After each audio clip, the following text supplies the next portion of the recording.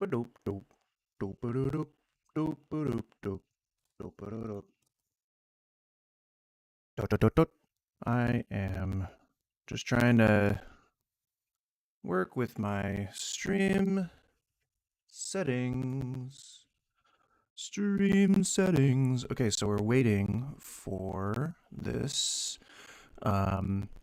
January 6th stuff to come up, and then they're gonna have the hearings. So I don't know why the heck my video capture device is not wanting to work. Hello. Maybe my NVIDIA broadcast is not working.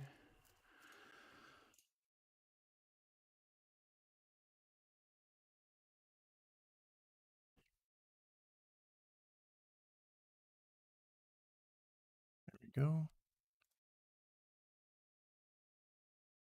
Let's see, does it want to show up?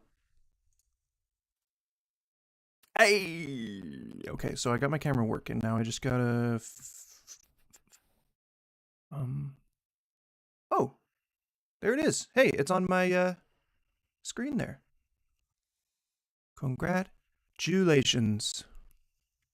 Alright, so we're just waiting for this thing to start. Don't know if I should refresh it or... Anyway, it's gonna happen, and we're gonna get there. So that's what's going on. I can even make me a little smaller. I can even make me a heck of a lot smaller, just so the rest of the screen is up and visible and etc. All right, so maybe I can make that like full screen. Yeah, we can make that full screen, and then we can just wait for this thing to start. Oh, I have a burrito. I don't know why this I don't need to wear my headphones. I don't know why I have them in. BRB, grabbing my burrito.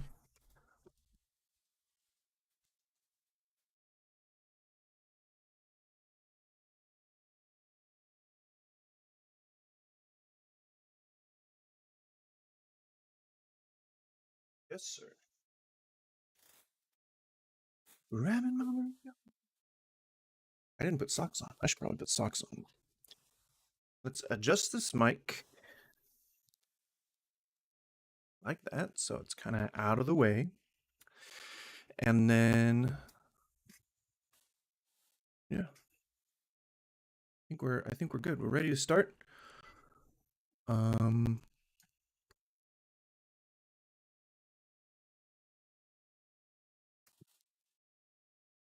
and then I guess I could do this here where I do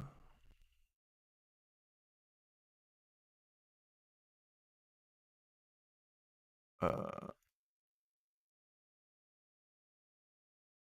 frame. Oh, I guess I can't.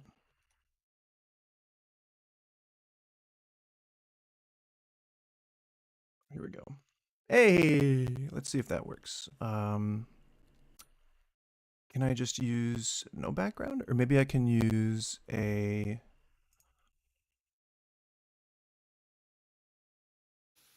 just a plain green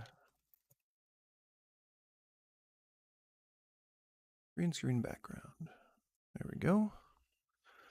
We'll use that. We will open that image in a new tab, and then we will save that image to the Desktop-u, and then we'll open the Desktop-u.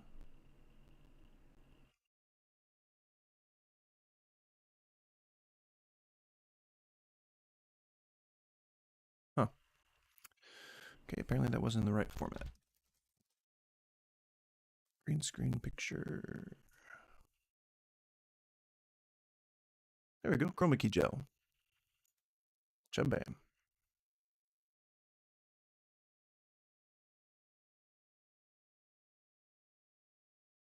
Save image as. Why am I saving it as a WebP?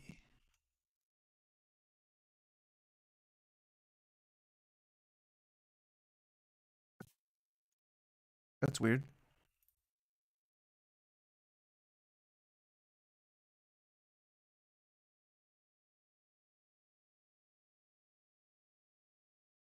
Hello. There's 500 of us waiting.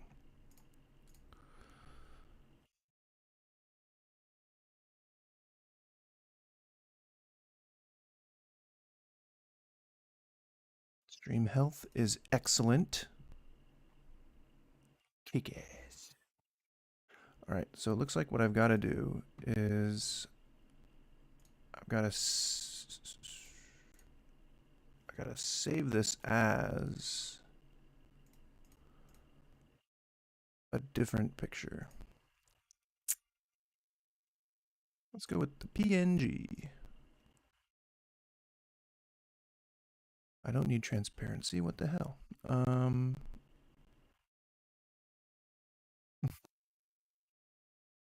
on, man. Okay. I will figure this out. Sample background. What?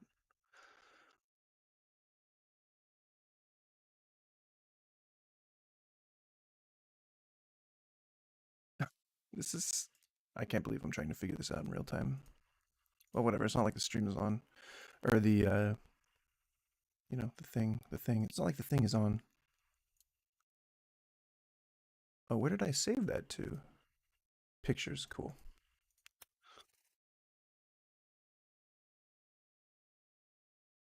All right, open that and then use that as the chroma key. I don't know.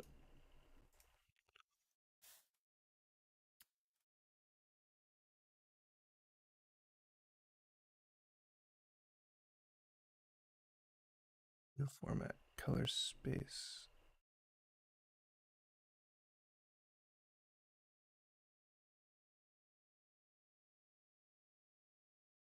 Background. Oh, there we go. All right, I did it.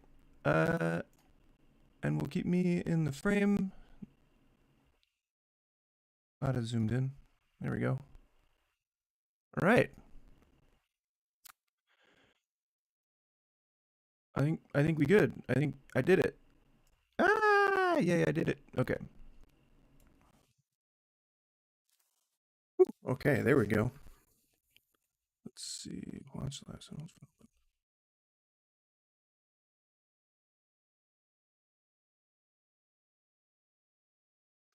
Today is the 16th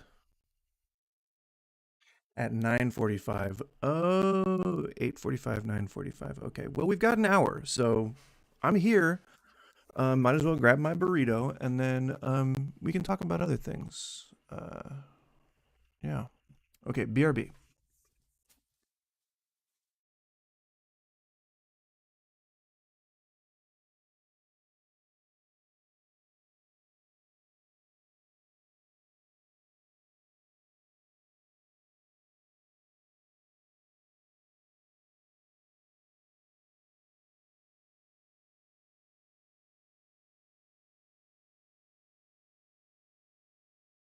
Burrito, burrito.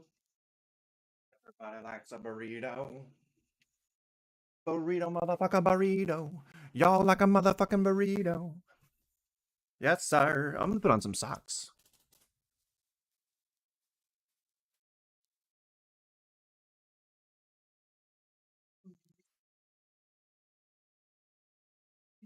Y'all like some sake poos? Sake poos. Do any of these work? BRB, nope. Title, nope. Well, it's been a while since I've streamed, so none of those really do anything. And then I guess I could probably also put on some royalty-free music.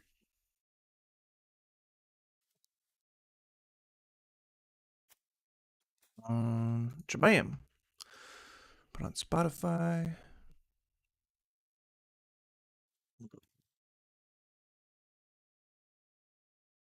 Royalty free. Playlist.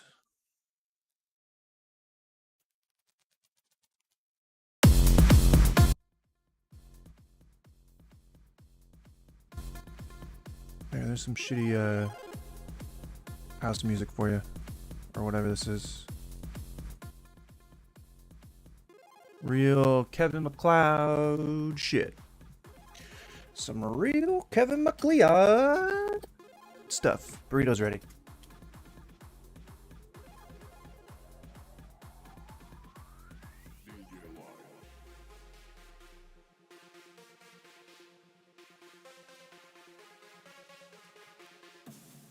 All right. So we are gonna we're gonna watch some news here. We're gonna watch some real big news. Big news.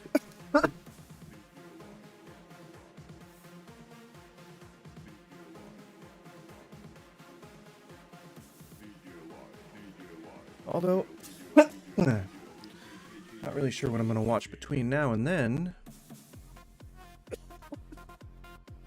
Got a tickle in my damn throat. Eating a burrito may help with that. It's very hot right now. Very hot.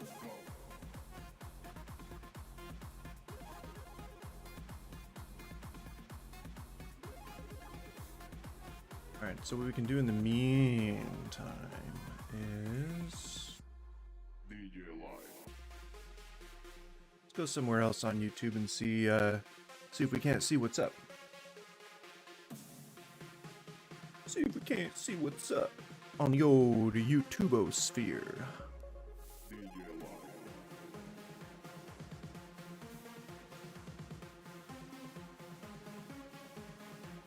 To assassinate a bunch of Democratic officials, which I think I answered my own question.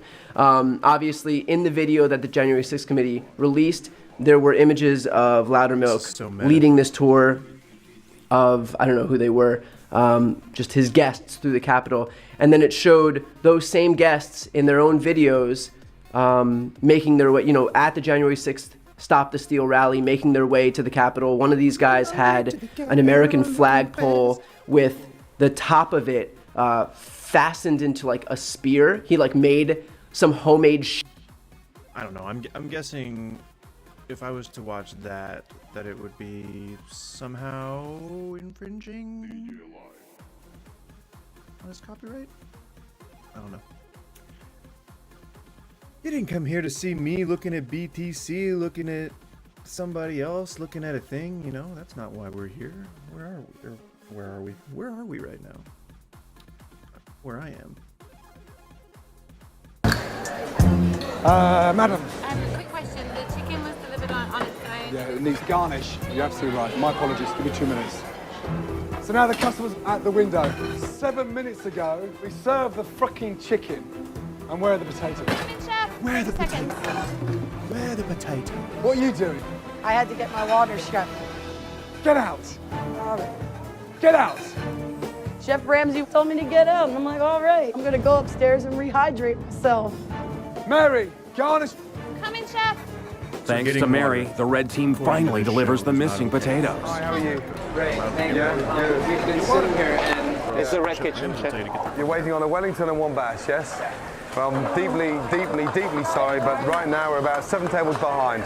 That doesn't do much for me. Yeah, right. Can I just say you do fuck all for me either? What do you want me to... You do nothing for me either. I just don't understand why it's so difficult to serve some people their food. Are you that arrogant? You haven't got a clue what's going on behind me? It seems like you have a lot of amateur sous chefs. Right. Finally your head's coming outside your arsehole. Now sit down, you fucking dick. We've detected What an copyright arsehole. over you. Fuck you. How am I supposed to... What am I supposed to do? The F... I think the F was... Alright, fine. So... Well, I logged on an hour early, and I thought that we were going to be looking at some news, and I didn't think I was going to have to be trying to find other stuff to look at.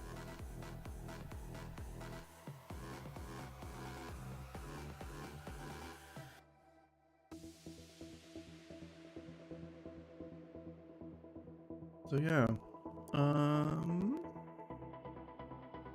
I guess what we can always do is just take a look at cooking videos. I literally, oh my god.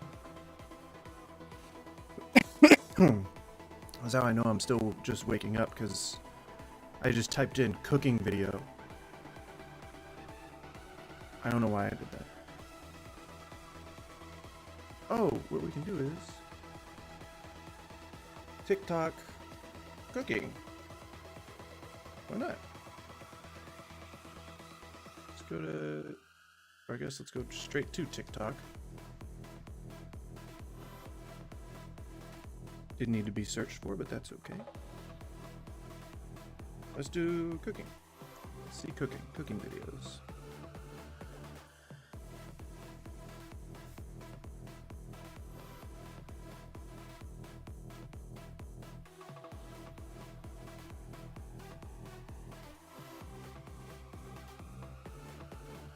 Cooking, oh, beginner cooking tips. I never know how to search for this kind of stuff.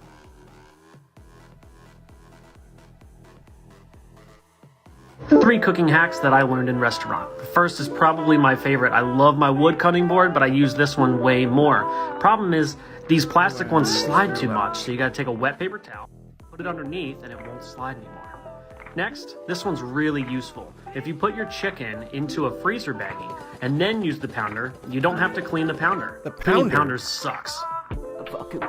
This one is a really useful one as well. Some people like to put the raw chicken directly into the egg wash, but this really isn't the best option. If you put it in flour first and then the egg wash holds way better, and then your breadcrumb holds way better. And that's it.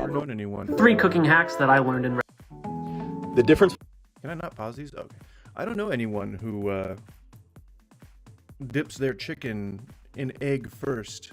It seems just so counterintuitive. Between cutting peppers at home and cutting peppers in a professional kitchen is usually this. In a house kitchen, you're typically going to gut from the top to the bottom. It's going to leave very little waste, and it works out well in the end. However, you're not able to actually peel more of the inside of the pepper out, as well as you don't have consistency from the top to the bottom. They're different sizes. I'm not sure why he chose. It doesn't work out in a pro kitchen. You're still left with extremely little waste, though. In a pro kitchen, this is how we start off peppers. No, I'm sorry. In a pro kitchen, I would have been pissed off at him for not utilizing all of that pepper. Oh wait, no, he's about to describe how.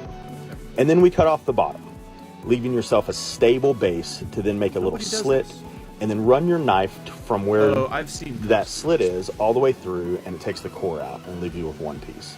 You see, it's still extremely little waste. I still wouldn't do it like but then we can have consistent cuts. It's not as quick. You want efficiency. The difference between cutting peppers at home and cutting peppers in a professional. You want efficiency, and that's not efficient. Did you know that if you brine your chicken with just some salt water, it will turn out a lot juicier? I'm going to give you 3 more tips that I've learned over the last 20 years working in the restaurant and catering business. Brining your chicken pulls moisture inside the chicken. You can easily add other seasonings as well. So we're going to add 2 tablespoons of salt. Add in some really hot water to dissolve the salt. Well, yeah, I mean, what you can do is you can do the typical brining recipe according to most French cookbooks. Is a 3-part it's a 1-2-3 ratio. It's 3 parts water, 2 parts salt, 1 part sugar. That's all it is. It's a very, very simple thing, but you can also add coriander and mustard seed and bay leaf and cinnamon and all the stuff you'd find in pickling spice, which is also a good get if you don't need all those individual spices and you just like to pickle stuff. Add cool water to the dissolved salt water. Add the chicken breast to the salt water. Cool it down immediately for 12 to 24 hours. What he's doing is he's just trying to make it quick. You would indeed want to do hot water because it dissolves the salt and the sugar and everything. And you kind of want sugar. You want balance, equal balance of all kinds of flavors. But to each their own. But then he's putting cold water in it in place of ice, what you would normally do with a brine. This is about boiling pasta. Once your water comes to a rolling boil, that's the time to add your salt. Why do you add salt? Salt adds flavor to the pasta. Zucchini has a high water content, so once you cut it open and you add a teaspoon of salt to each side, it'll draw out the moisture after 35 to 40 minutes. One more bonus pro tip. Drain off your pasta water, pour it in a bowl once it's drained, add in a little extra virgin olive oil, Don't do that. Stir that. Why is he doing that? Don't do that. Don't do that. Drain your pasta, save a little bit of the water, or have a nice little squeezer of water next to you. And don't put oil on the pasta. Why the fuck are you putting oil on the pasta? It's gonna make whatever sauce you have slip right off. Around, now your pasta won't stick. The reason I recommend this sometimes because we don't always use our pasta right away, or you could let this completely cool in the fridge and flash boil it the very next day. Did you know that if you brine your chicken with just some salt... But he didn't... When did anything come together? Nothing came together. Whatever. Bad bitch, ass fat, 40-inch hair, yours came in a pack. Camel so fat, you can see it from the back. Go bad bitch, go bad bitch, go bad bitch, go bad bitch, go bad bitch, go bad bitch, go. Okay, so we're cooking pasta.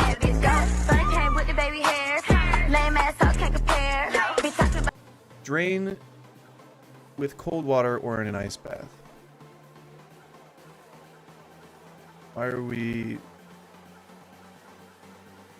Me, but they build like a pair. Keep that shit circle, don't fit in no square. I didn't say hoes can't sit right here. Big booty bitch, I need 2 chairs. Wildly wrong. Wow.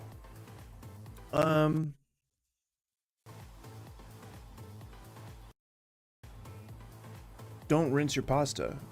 I don't know who needs to be told that, but don't rinse your pasta. I mean, that's...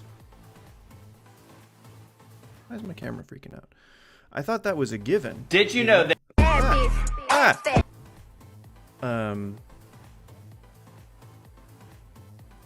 Yeah, don't rinse your pasta. What the fuck? What?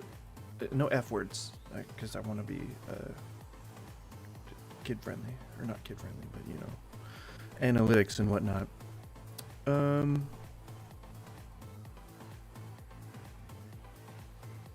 Why is it trying to remove my? Maybe if I turn auto frame off. No. Nope, just wants to cut out my chair for some reason.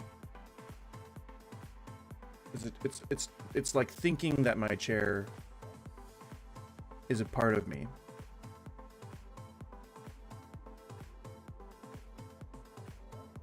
Whatever. Y'all ain't gotta see me. Today, you find out if resting a steak actually matters. What better way to celebrate 4 million followers than by showing you that yes, it does. Now let's go! You know the drill. Season up those steaks. Always dip those edges. Quality pan. High heat. 2 identical filet mignons. One we're gonna rest, one we're gonna slice right after cooking. High smoke point oil and sear. 2-3 minutes and flip. Sear another minute, add some garlic, some thyme, butter. Reduce the heat, and when the butter starts to foam, then baste. Baste up to 125 degrees. Okay, this one, no resting. The things I do for the internet. Oh, no! Oh, boy. Can you see what a chef might not like about this? Tell me what you think in the comments. On another note, look at all those beautiful wasted meat juices. Too. Here we go with the beautiful rested steak. Damn, that sucks. Rested, not rested. There's no debating that. Thanks for 4 million. You can cut against the grain time. on You know I love you and I'm out. Today, you find out if resting a steak actually matters. What better way to celebrate 4 million followers than by... Chef school. This is why I can't do TikTok, because I'm not as like manic as these people.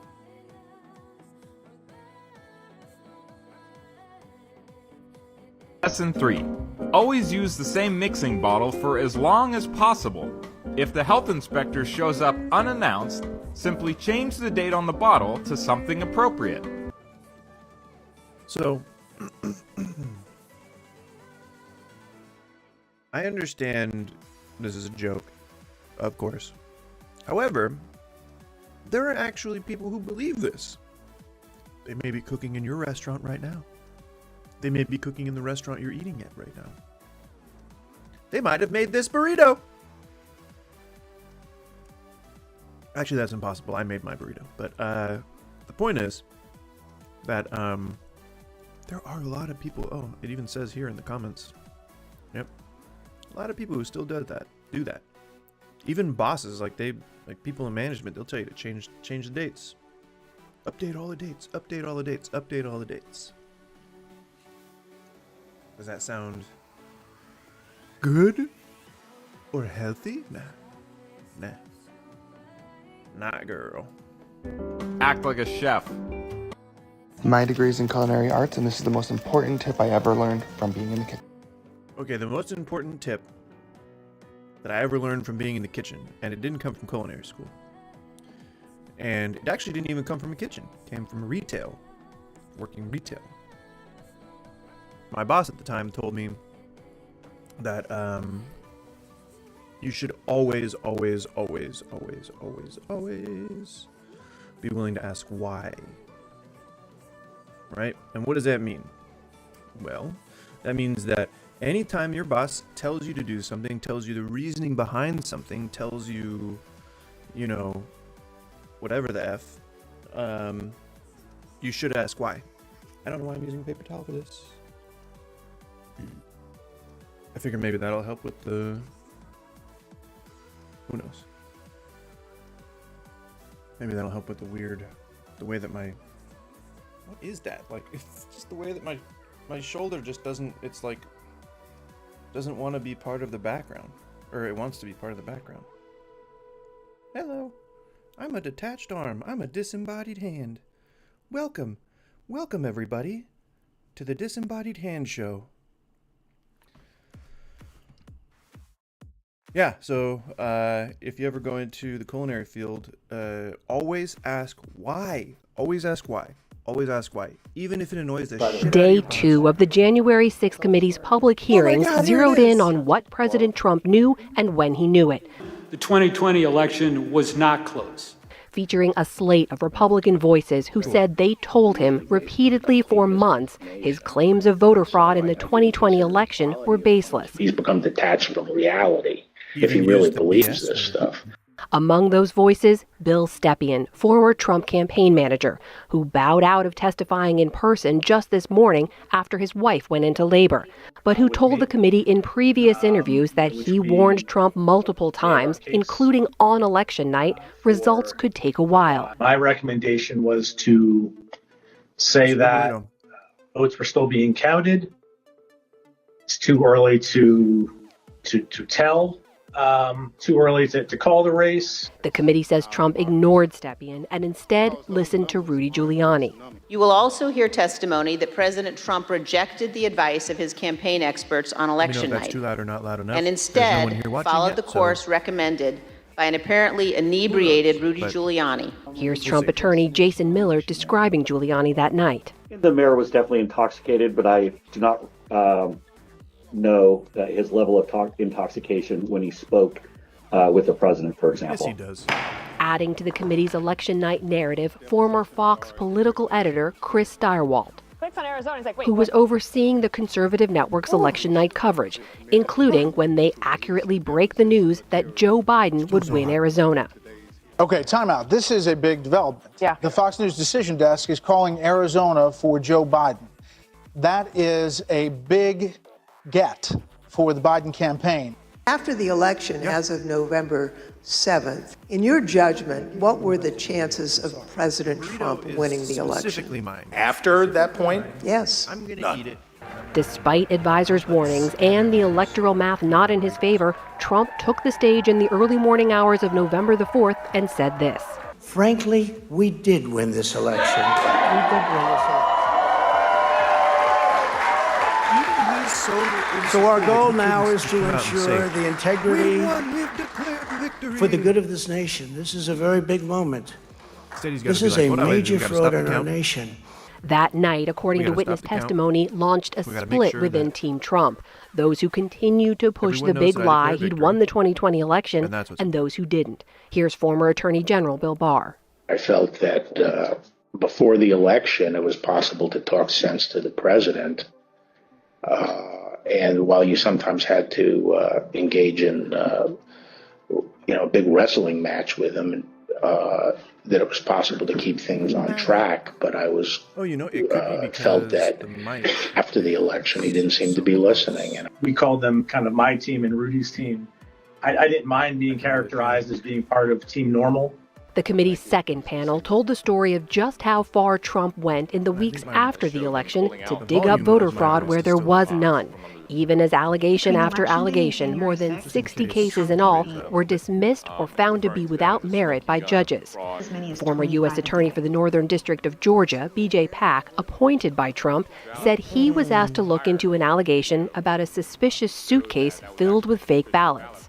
We found that the suitcase full of ballots, the alleged black suitcase that was being seen pulled from under the table, was actually an official lockbox where ballots were kept safe. Pak resigned on January the 4th of 2021 after details of Trump pressuring Georgia's Secretary of State to quote-unquote find more votes became public. Al Schmidt, the lone Republican on Philadelphia's election board, was asked to probe other voter fraud allegations. Not only was there not evidence of 8,000 dead voters voting in Pennsylvania, there wasn't evidence of 8.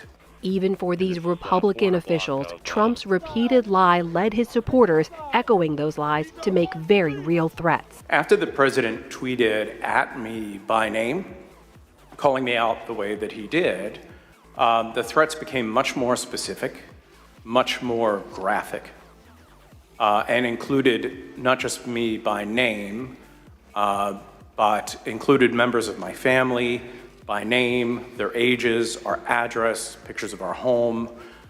For the PBS NewsHour, I'm Amna Nawaz.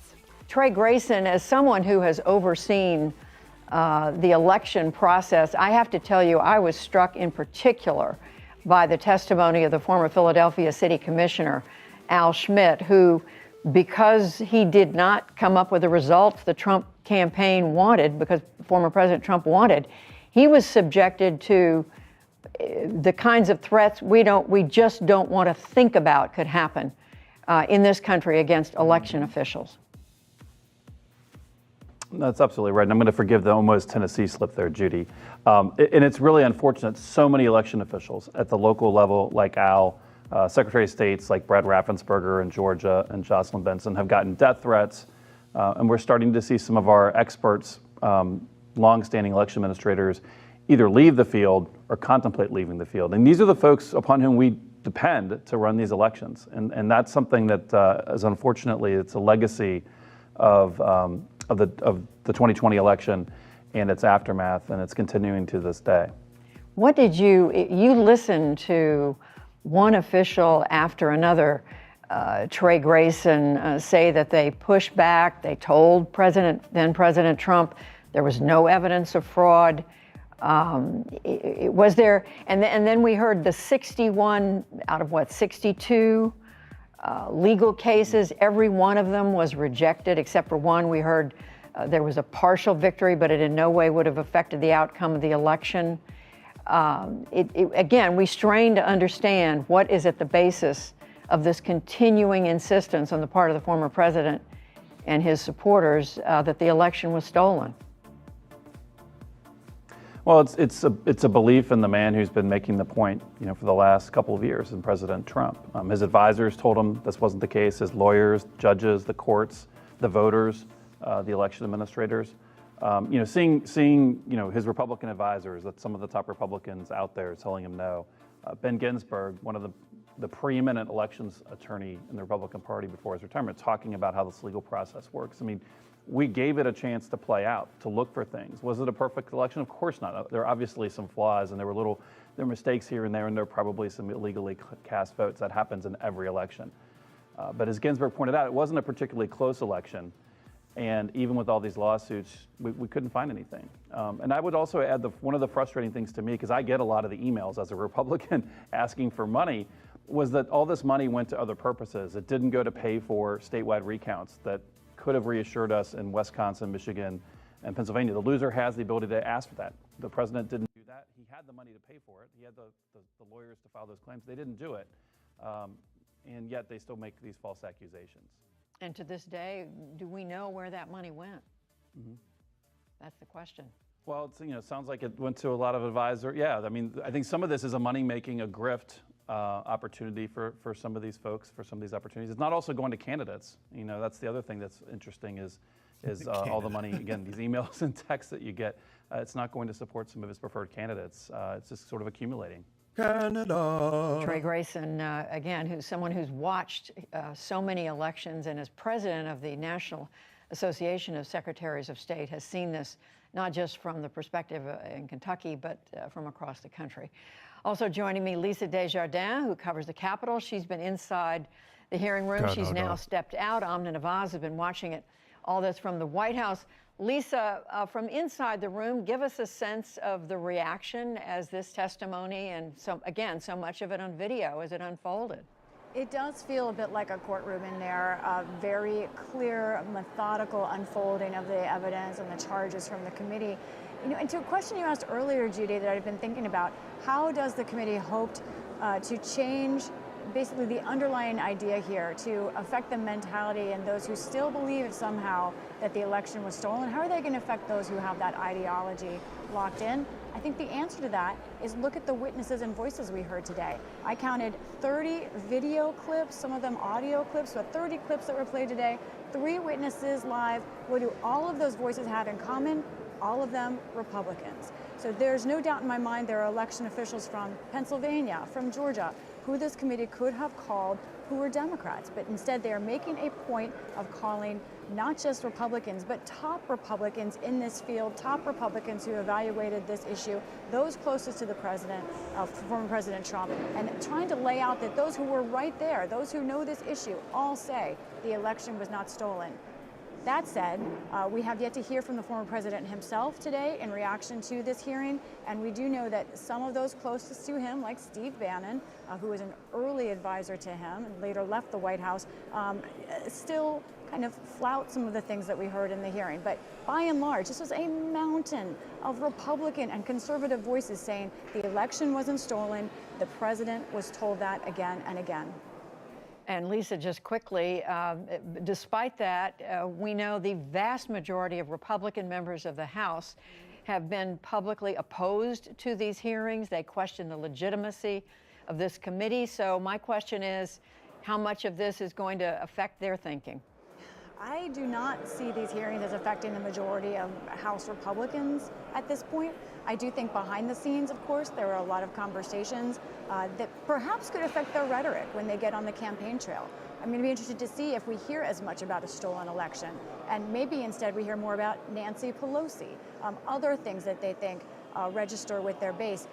I wonder, and this is sort of the idea the committee has, they want to dial down, they want to end this talk of a stolen election, and I'm eager to hear if it does in fact affect how Republicans speak on the campaign trail. And Amna Nawaz at the White House, I'm going to give you the last word as we think about what we've been hearing for the last few hours. You told us that the White House is trying to be very careful in how they comment on what is coming forward from this committee. That's right, Judy, or if they comment at all. I think we're unlikely to get any unsolicited comment from the president on this. As I mentioned, though, Karine Jean-Pierre will brief the press at 3 o'clock this afternoon. There will likely be questions there. But 2 big things we've noticed as we've watched the second day of hearings unfold. One, I think if you look at the mountain of comments made there by Attorney General Bill Barr, then Attorney General Bill Barr, in those interviews, I noted down some of the words he used in referring to those continued claims of voter fraud and the allegations being made by then President Trump. He said it was BS. He called it crazy. He said he was detached from reality. He said he was frustrated the president wasn't listening to him and resigned in part because of the president's refusal to listen to him. Out of curiosity, I went back and read his resignation letter from December of that year. And in the first couple of lines, he himself says, I'm also noting here that the investigations by the Department of Justice into those allegations of voter fraud will continue. So it does actually raise some questions, I think, about what we're hearing from some of the testimony and the interview clips being shared by the committee here, and maybe some of the fuller conversations being had behind the scenes with those closest to then President Trump. The other thing I'll note is to pick up on a point made earlier about threats to election officials. As we've seen, there's been a surge in those since the 2020 election. And it takes me back to polls just earlier this year in late March conducted by Pew and others who asked local and state election officials, what have you been facing? And the numbers are alarming in terms of how many have been facing firsthand threats at the local level. More than a third said that they knew someone who had left their job specifically because of threats. And when they were asked what was behind those threats, what was fueling those threats, they answered unequivocally, it was this big lie. This idea that the election was somehow illegitimate and that there was voter fraud rampant in the election. So it speaks to, I think, the potency of that lie this committee is now looking into and seeing how it led up to the events on January 6th. Judy? And joining me now to discuss today's events is Ben Ginsberg, who was one of this morning's witnesses. He's a longtime Republican elections attorney who has worked with the Republican National Committee, or RNC, and multiple presidential campaigns. And Cynthia Miller Idriss, who runs the Polarization and Extremism Research and Innovation Lab at American University. Welcome to the NewsHour, to both of you. I should say welcome back. I want to ask you both, what stood out for you at these 2 hours of testimony and presentation by the committee? Cynthia Miller Idriss. Well, I think it was really clear, again, as it was on Thursday, that the election fraud claims were baseless, that this was massive disinformation, and that we are going to move forward with a very common narrative from many, many witnesses that is the case. So I think what really stands out is that is absolutely the case, and that the American public should feel confident in that bipartisan set of witnesses deciding that. And Ben Ginsberg, you were there, you testified from your own experience. Why did you want to be there today? Because this is so important. What today's testimony brought out was that people in Donald Trump's campaign, his most trusted campaign workers, told him the charges of fraud and rigged election was not correct, that they couldn't prove that there wasn't evidence. And so a president of the United States sort of ripping the fabric of what holds our country and the election system together is tremendously important to get out that story. And at one point in the question and answer period, you were asked, about the fact that you've worked with campaigns that have challenged aspects of election results, but that this one was taken to a different level. It was taken to a different level. When folks like me get called in to do elections, it's because the elections really are close. This election was not really close.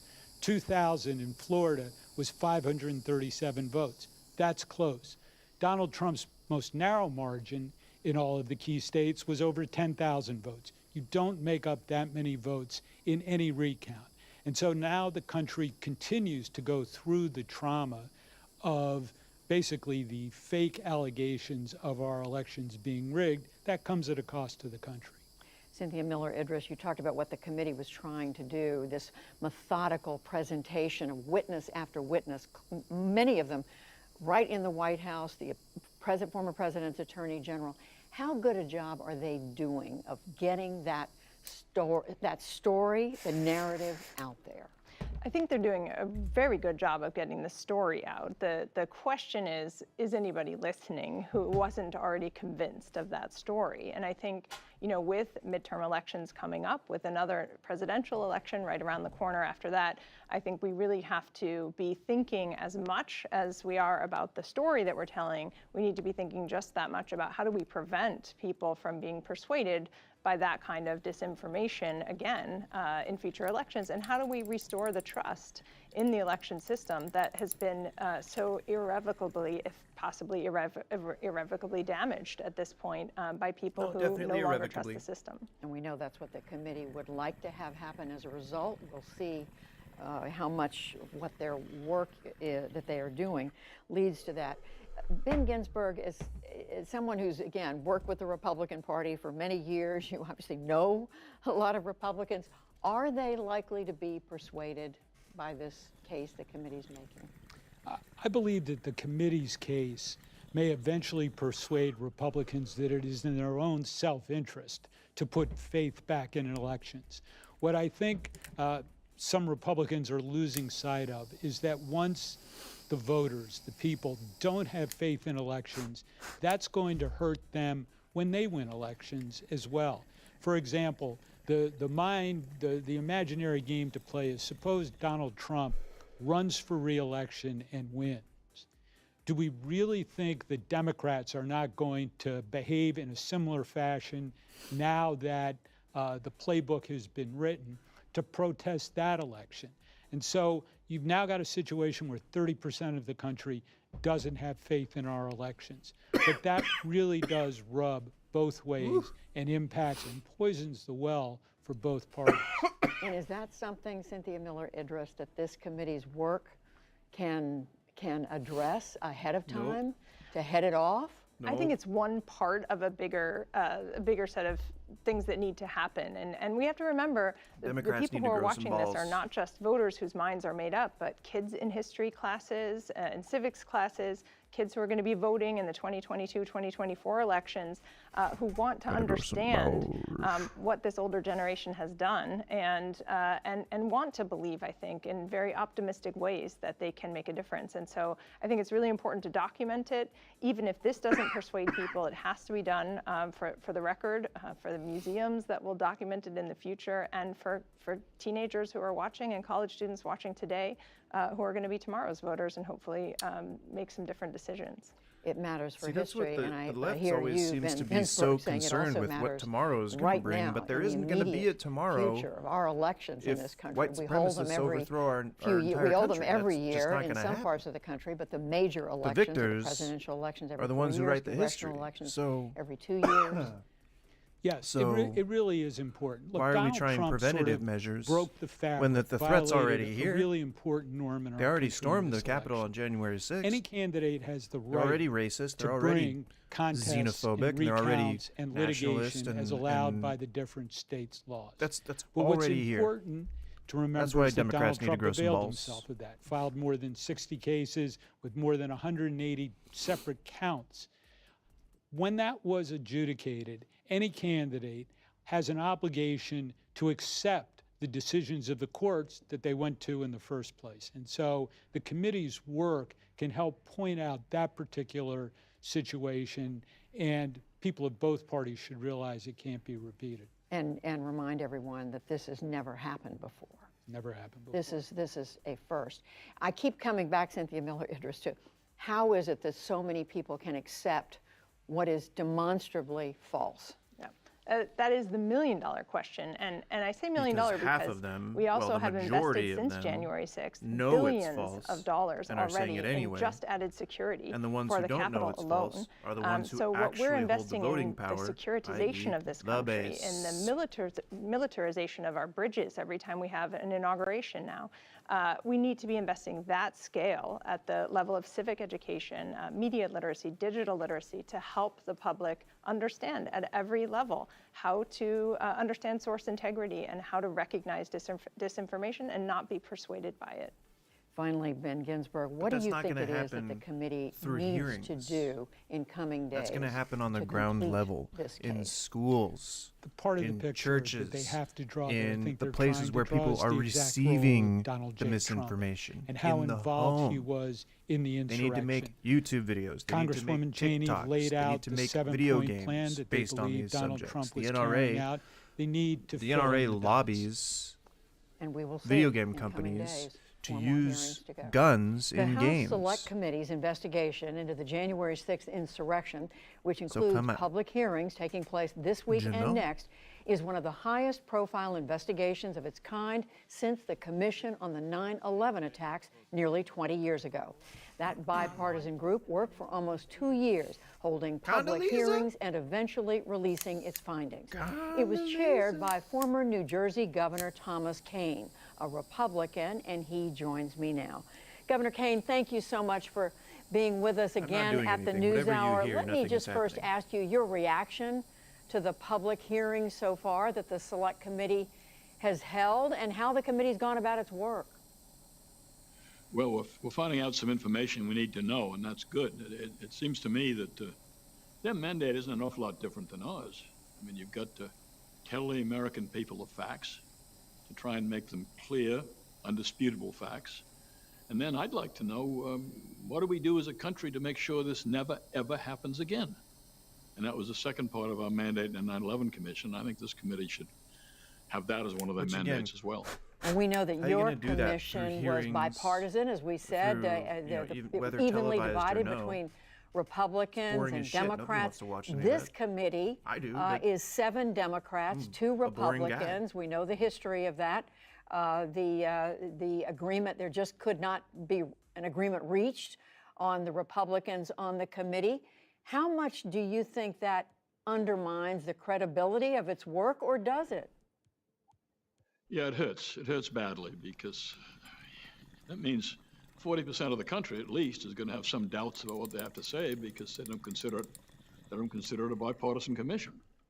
We worked very, very hard on 9/11 Commission to make sure that Republicans and Democrats had equal say, that our report was going to be accepted by the Congress and both parties, that the American people would broadly accept what we had to say, but it was all based on the bipartisanship. So if it's not bipartisan, it's going to be attacked, and when it's attacked, a good portion of the country is not going to find it credible, and that's a great shame. And what I worry about, does that mean that in time of crisis, the Congress is now incapable of forming a bipartisan commission that's fair to both parties? Because if that's true, we've lost a lot in this country. Well, of course, it does have 2 Republicans, and Liz Cheney and Adam Kinzinger, but it does not have the approval of the House Republican leadership. Is there anything the committee can do you think, to come across in its work as fair and as producing a work product that the public should be able to respect? And Kinzinger. Look, the committee is all we've got right now. I mean, I wish it was bipartisan, but they're going to tell us the facts, and we've got to judge for ourselves. We didn't have any blame attached to the 9/11 report, if you read that. We simply gave all the facts, and we felt the American people were intelligent enough to come up with the conclusions and blame who they wanted to blame. This seems to be which also gives you an out so that you don't have to jeopardize your position. I think that's a mistake because what we really need is all the facts or your job. American people are smart. By siding with someone. Do you think that Speaker Pelosi was wrong to deny 2 of Leader McCarthy, Kevin McCarthy's choices out of the 5 people he recommended for the committee? Was that a mistake, do you think?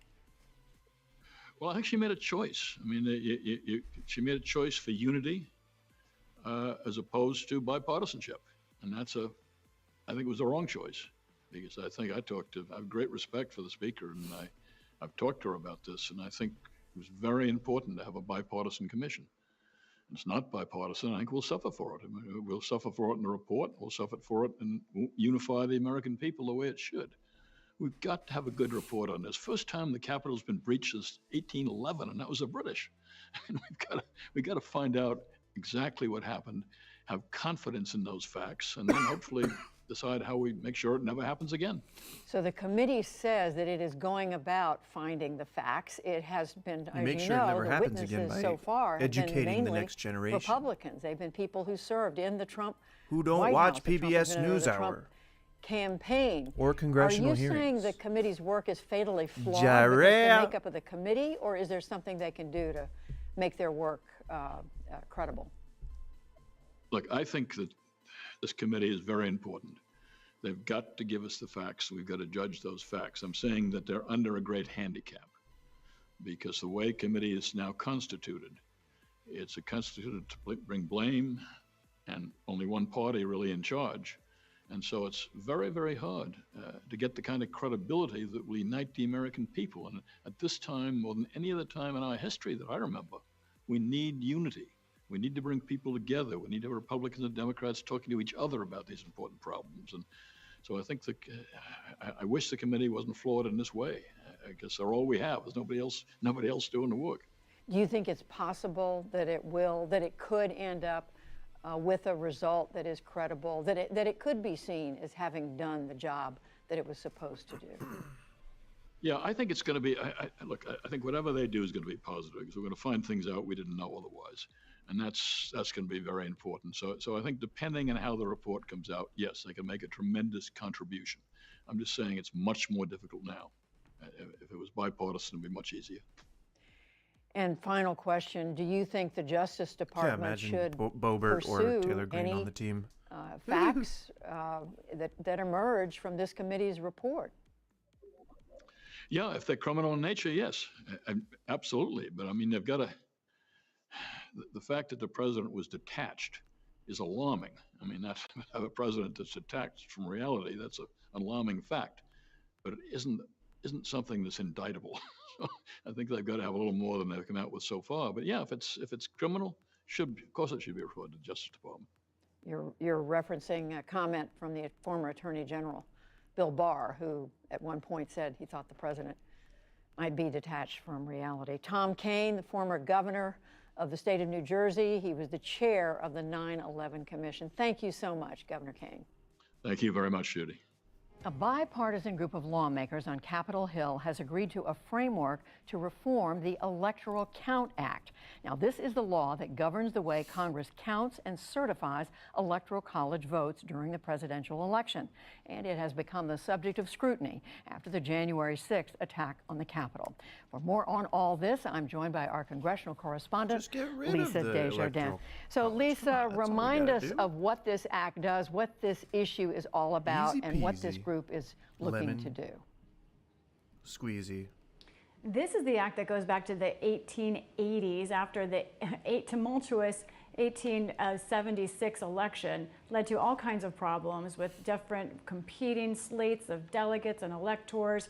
This law was put in place to try and have a very clear process for exactly how the Electoral College certification was done. It spells out what Congress's role is, exactly what happens, exactly what was supposed to happen on January 6th, what the role of the vice president is, all of that.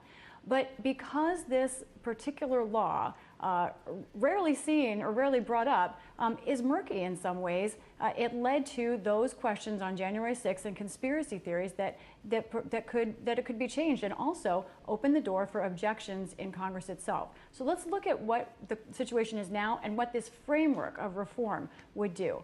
Right now, under the Electoral Count Act, in order to trigger a challenge to an electoral count, it just requires one member of the House and one member of the Senate to challenge any particular state's slate of electors. What this framework would do is radically change that to require 20% of each chamber must object to that state's slate of electors in order to trigger a challenge. Also now in the Electoral Count Act, it does state that the vice president, as the president of the Senate, really announces the count, has a role, but it's vague. It's not clear exactly what the vice president's limits are. Many people, no one's ever had a problem with that before until this past 2020 election. What this would do is it would clarify, make it very clear that the vice president only has a ceremonial or ministerial role, as some of these folks are saying. The agreement here, Judy, also would have some money to help for security for state elections officials, something I know the two of you were just talking about as well. For sure. And Lisa, tell us what the timeline is for this, because as you say, right now, what you're seeing is a framework, not legislative language yet. This is fascinating. One reason it's taken a little longer on this is because there aren't really any experts on this. No one from the Arthur or Grover Cleveland administrations is still around to help lawmakers figure out how this should work. But I was told by one senator and by several offices today that they think they can get text for this ready by August. So the question is then, when would there be a vote? You know, there's some politics here, Judy. I believe that we would have to see a vote perhaps after the election itself. One, because Democrats, many of them, think that this kind of bill should include voting rights, and they might have a problem with it before the election if it doesn't. Then Republicans on their side, they know this kind of bill may raise some ire from the Trump side of their party. They don't want to do that. So while this could be ready to go before then, could have the support, we may not see a full vote in the Senate for a few months. We'll watch it. And Lisa, as you say, this is not a law that had gotten a great deal of attention before it was taken, I think it's fair to say, for granted. Remind us, though, why this is something that matters so much. I think your segment just now showed exactly what's going on. There are candidates running right now for Congress who deny the 2020 election and who would use something perhaps like the Electoral Count Act. Now, if you look at this map, this is data from the Washington Post. This shows the primaries up until now. You can see in all of those states that are red, that's how many Republican nominees for the House, they've won their primary, deny the 2020 win by Joe Biden or question it. These are people who would sit in Congress and under current law would have the right to object to, say, another election if President Trump runs again. So this is something that is not just theoretical. This is something that the Electoral Count Act could very well affect the next election. Also interesting to note that Vice President Pence's role, one of his closest advisors, Michael Luttig, also a well-known conservative judge, has been speaking out about this and what was leading up to January 6th. He spoke to Frontline for an upcoming documentary. Here's what he said about the theories going up to January 6th. The plan was to overturn the election through the exploitation of what I've called the institutions of democracy and the instruments and instrumentalities of our democracy. And we know now there's no question about it. They knew exactly what they were doing, and they believed it. Judy, this is the theme, and he will be one of the witnesses at tomorrow's committee hearing for the select January 6th committee. For sure. It doesn't get any more critical than this. Lisa Desjardins, we thank you.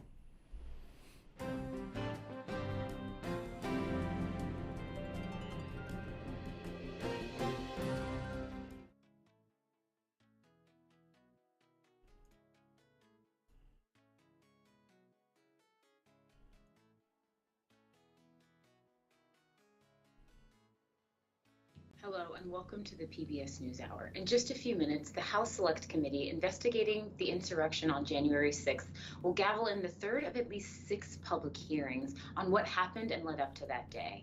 With today's hearing focusing on Vice President Pence and the pressure that former President Trump tried to impose on him to overturn and not certify the 2020 election. I'm joined today by PBS NewsHour's White House correspondent, Laura Barron Lopez. Laura, according to Representative Cheney, today we'll focus on and provide an illustration of the steps and ways that President Trump tried to put pressure on Vice President Pence to not certify the votes in the election for 2020. What do you think we'll learn from this, and what do you think the committee will hone in on as they craft this narrative arc that they began crafting in the first 2 hearings and will continue today? Thanks, Nicole. It's great to be here with you. So really, what we can expect to see today from the committee is 2 big themes. That's the way I like to think about it, which is a mixture of not just that pressure campaign that you referred to. That's going to be a big part of what the committee looks into and talks about, the pressure campaign to reject electors, but also the physical threats of that day that occurred on January 6th, the potential danger that former Vice President Pence was in as he stayed at the Capitol, within the Capitol complex, and tried to carry out his duty, which was to certify those electors. So those are 2 things that we expect to hear the committee look into today. We're going to hear from Greg Jacob, who's former counsel to Vice President Pence, who really was in key meetings, not just with Pence, but also in meetings with John Eastman, who we have heard a lot about, who is the former, chief advisor, legal counsel to President Trump during this whole ordeal, and how Eastman tried to convince Pence's team, as well as, along with Trump, that Pence could do this, that Pence could reject the electors that were sent to Congress. And Eastman was trying to convince Pence's team that legally and constitutionally he could do this. Now, of course, we know what happened, which is that Pence's team, along with Greg Jacobs, decided ultimately that no, the vice president did not have the constitutional nor the legal authority to reject these electors. So we're going to hear from Greg Jacob.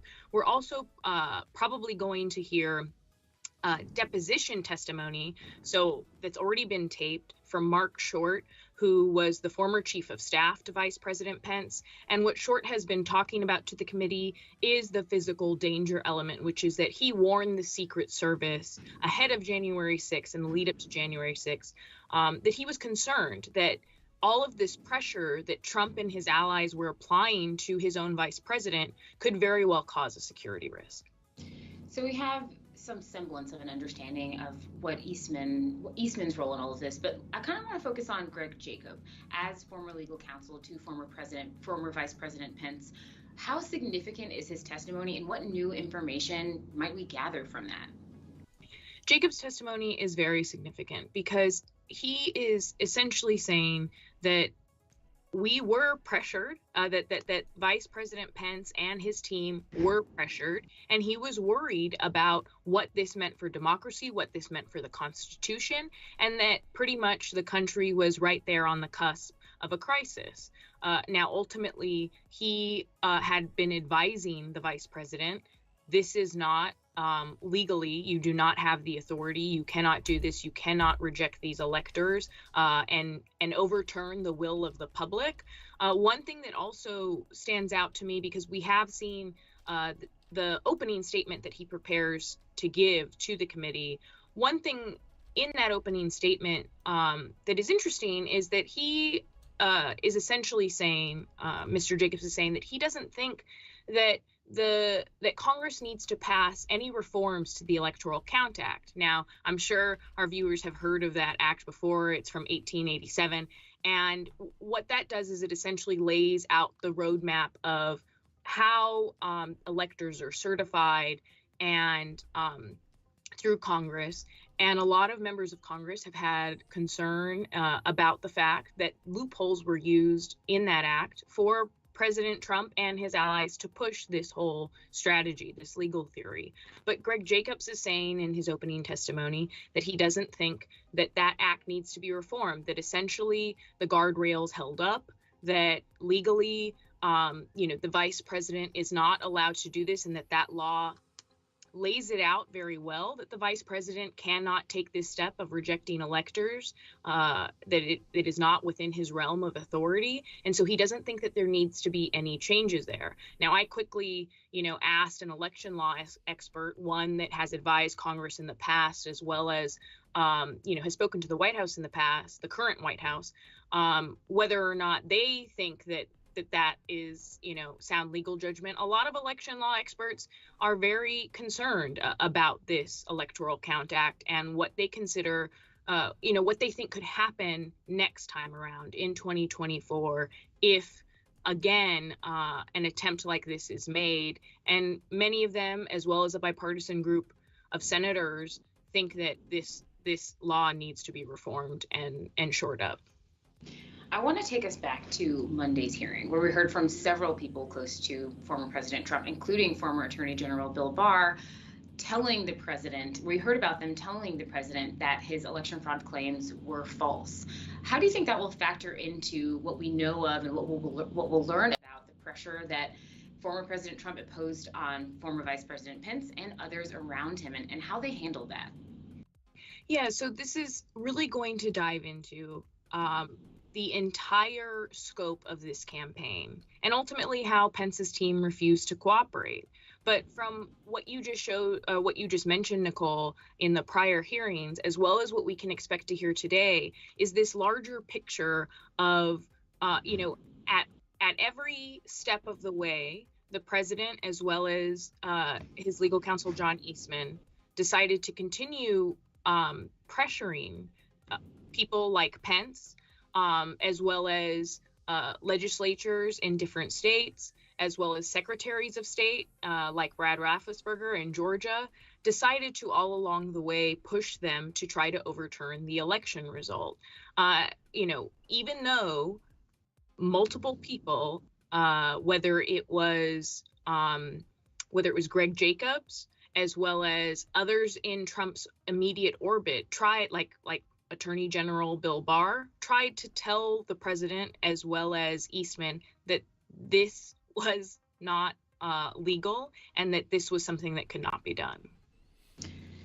President Trump released a 12-page document in response to the hearings. What did he have to say, and how does that factor into everything we are bearing witness to right now? That document was a lot of, it was basically more of the same, Nicole, which is that the former president decided to continue to lie about the 2020 election, say that it was rigged, say that that there was fraud when we know that there was not. And so he also essentially appeared to be trying to convince those who read it, as well as the public, that he believed all of those things, because at the heart of what could ultimately be criminal charges, one of the elements of whether or not the Justice Department brings criminal charges against Trump is whether or not the president will mount a defense that he believed what he was doing. He believed that the election was rigged. And if that is the case, and if the Justice Department cannot prove that he knew that it was that what he was doing was illegal, then it is certainly a lot harder to bring criminal charges against the president. What's the White House's response been throughout these hearings? So right now, the White House, where I am at right now, is staying really quiet about these hearings. And the reason is because President Biden does not want to provide any appearance that he is attempting to influence the January 6th committee, or that he is attempting to influence Attorney General Merrick Garland, as Garland and his prosecutors decide whether or not they are going to fully investigate the scope of this, as well as whether or not they're going to bring any criminal charges, not just against Trump potentially, but also against those in his inner circle, or maybe even against lawmakers if there's enough evidence showing their involvement in the events of January 6th in the attempt to overturn the election results. Because, as we know, a grand jury, if that is what the DOJ is pursuing in this, as they investigate this, a grand jury has much more power than a select committee in Congress in terms of subpoenas, in terms of how they can interview lawmakers, and what charges they can ultimately bring. You make a great point about this not being a criminal trial. There will not be, indictments associated with these hearings and with what we learn. But when it comes to the White House and the former president, we know that one of those most memorable, and one of the many memorable, quite frankly, moments and painful moments to watch is hearing insurrectionists chant "Hang Mike Pence" while invading the Capitol building. Mm-hmm. And we also know, according to Representative Cheney, that former President Trump's response was maybe Pence deserved it. Do you think we'll hear more about that? And how do you think this committee and what we learned will build on what we've learned about the president's response and the narrative arc that they are painting a picture of throughout these hearings? Yeah, that's a good point, Nicole. And so I think that we will hear more about that today during this hearing. And I'm told, by people on the committee that there will be new information, despite the fact that a lot has been coming out over the last 24 hours in the lead up to this hearing. Trump's comments, which were revealed by the committee, as you note, saying that Pence deserves it, as well as his comments that were public leading up to the hearing. He said that day, right before or as his supporters were starting to march towards the Capitol, that he, quote, hoped that Pence would do the right thing, and that if Vice President Pence did not do the right thing, he would be very disappointed, continuing to publicly apply that. But that's okay. I don't need to type. Who was with him in those moments, and we're likely to hear tape testimony from President. No, I guess those are like the most accurate things. Speaks to the fact that that he, despite all of the evidence otherwise, despite the fact that the president and people like John Eastman were told that Pence could not do what they were trying to pressure him to do, that at the end of the day, the former President Trump was only interested in maintaining power, in staying in the Oval Office, and decided that was more important to him as he tried to push Pence to, take on this unconstitutional act. Laura Barron Lopez, White House correspondent for the PBS NewsHour. Thank you so much for joining us. I'm Nicole Ellis, also for the PBS NewsHour. We now turn to the hearing room where the broadcast team will continue to cover this, and the hearing will begin in just a few moments.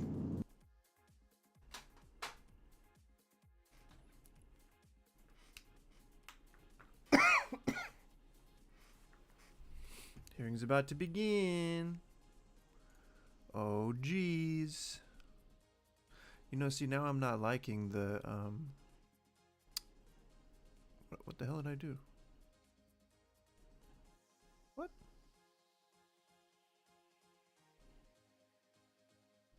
What just happened?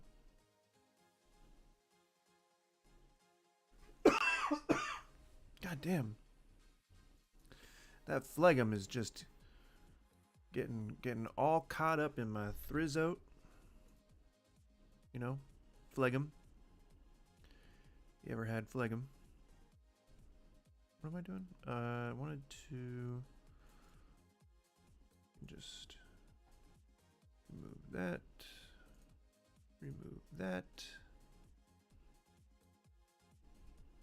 Yeah, that's better, I think. That's better. Damn, my microphone's all loud now all of a sudden in my ear. Oh, because I have the monitor up. That's why.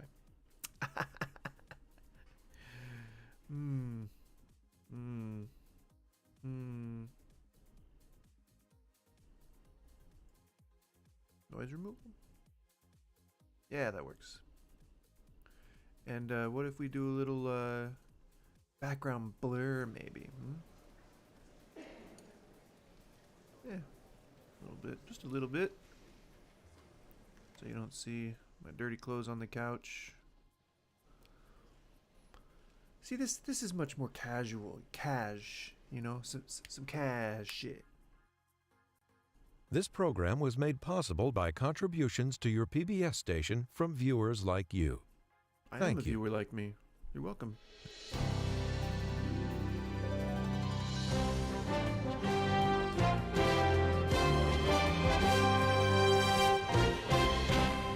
All right, shut up, everybody. Shut up. Shut up. Good afternoon and welcome. I'm Judy Woodruff. We want to welcome you to this PBS NewsHour special live coverage of the January 6th hearings held by the Select Committee of the House of Representatives to investigate last year's attack on the United States Capitol. This is the third of 6 hearings the committee plans to hold this month, after a planned hearing yesterday was postponed. Today's hearing is expected to be potentially the most important to date. Officials say it will detail the lengths to which former President Trump went to have his Vice President, Mike Pence, reject the Electoral College count of the 2020 presidential election, even after the former president was told this was illegal. Beyond that, how former President Trump's actions put Mr. Pence in danger. The witnesses today are Greg Jacob, a former counsel to Vice President Pence, and retired federal appellate judge Michael Luttig. He is and has been an informal advisor to the former vice president. The witnesses just arrived, and you can see the hearing room, the members of this House Select Committee entering the room. Benny Thompson taking a seat. Hello? Along with other members of this 9-member committee. And it looks like they are going to get underway, so we will go to Chairman Thompson.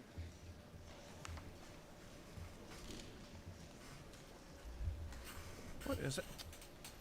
My chair is always like super low. I don't get it. I feel like I'm sitting in an office, you know? The Select Committee to investigate the January 6th attack on the United States Capitol will be in order. Without objection, the chair is authorized to declare the committee in recess at any point. Pursuant to House Deposition Authority Regulation 10, the chair announces the committee's approval to release the deposition material represented during today's hearing. Good afternoon. This is almost no idea more un-American than the notion that any one person could choose the American president. No idea more un-American. I agree with that. which is unusual because former Vice President Mike Pence and I don't agree on much.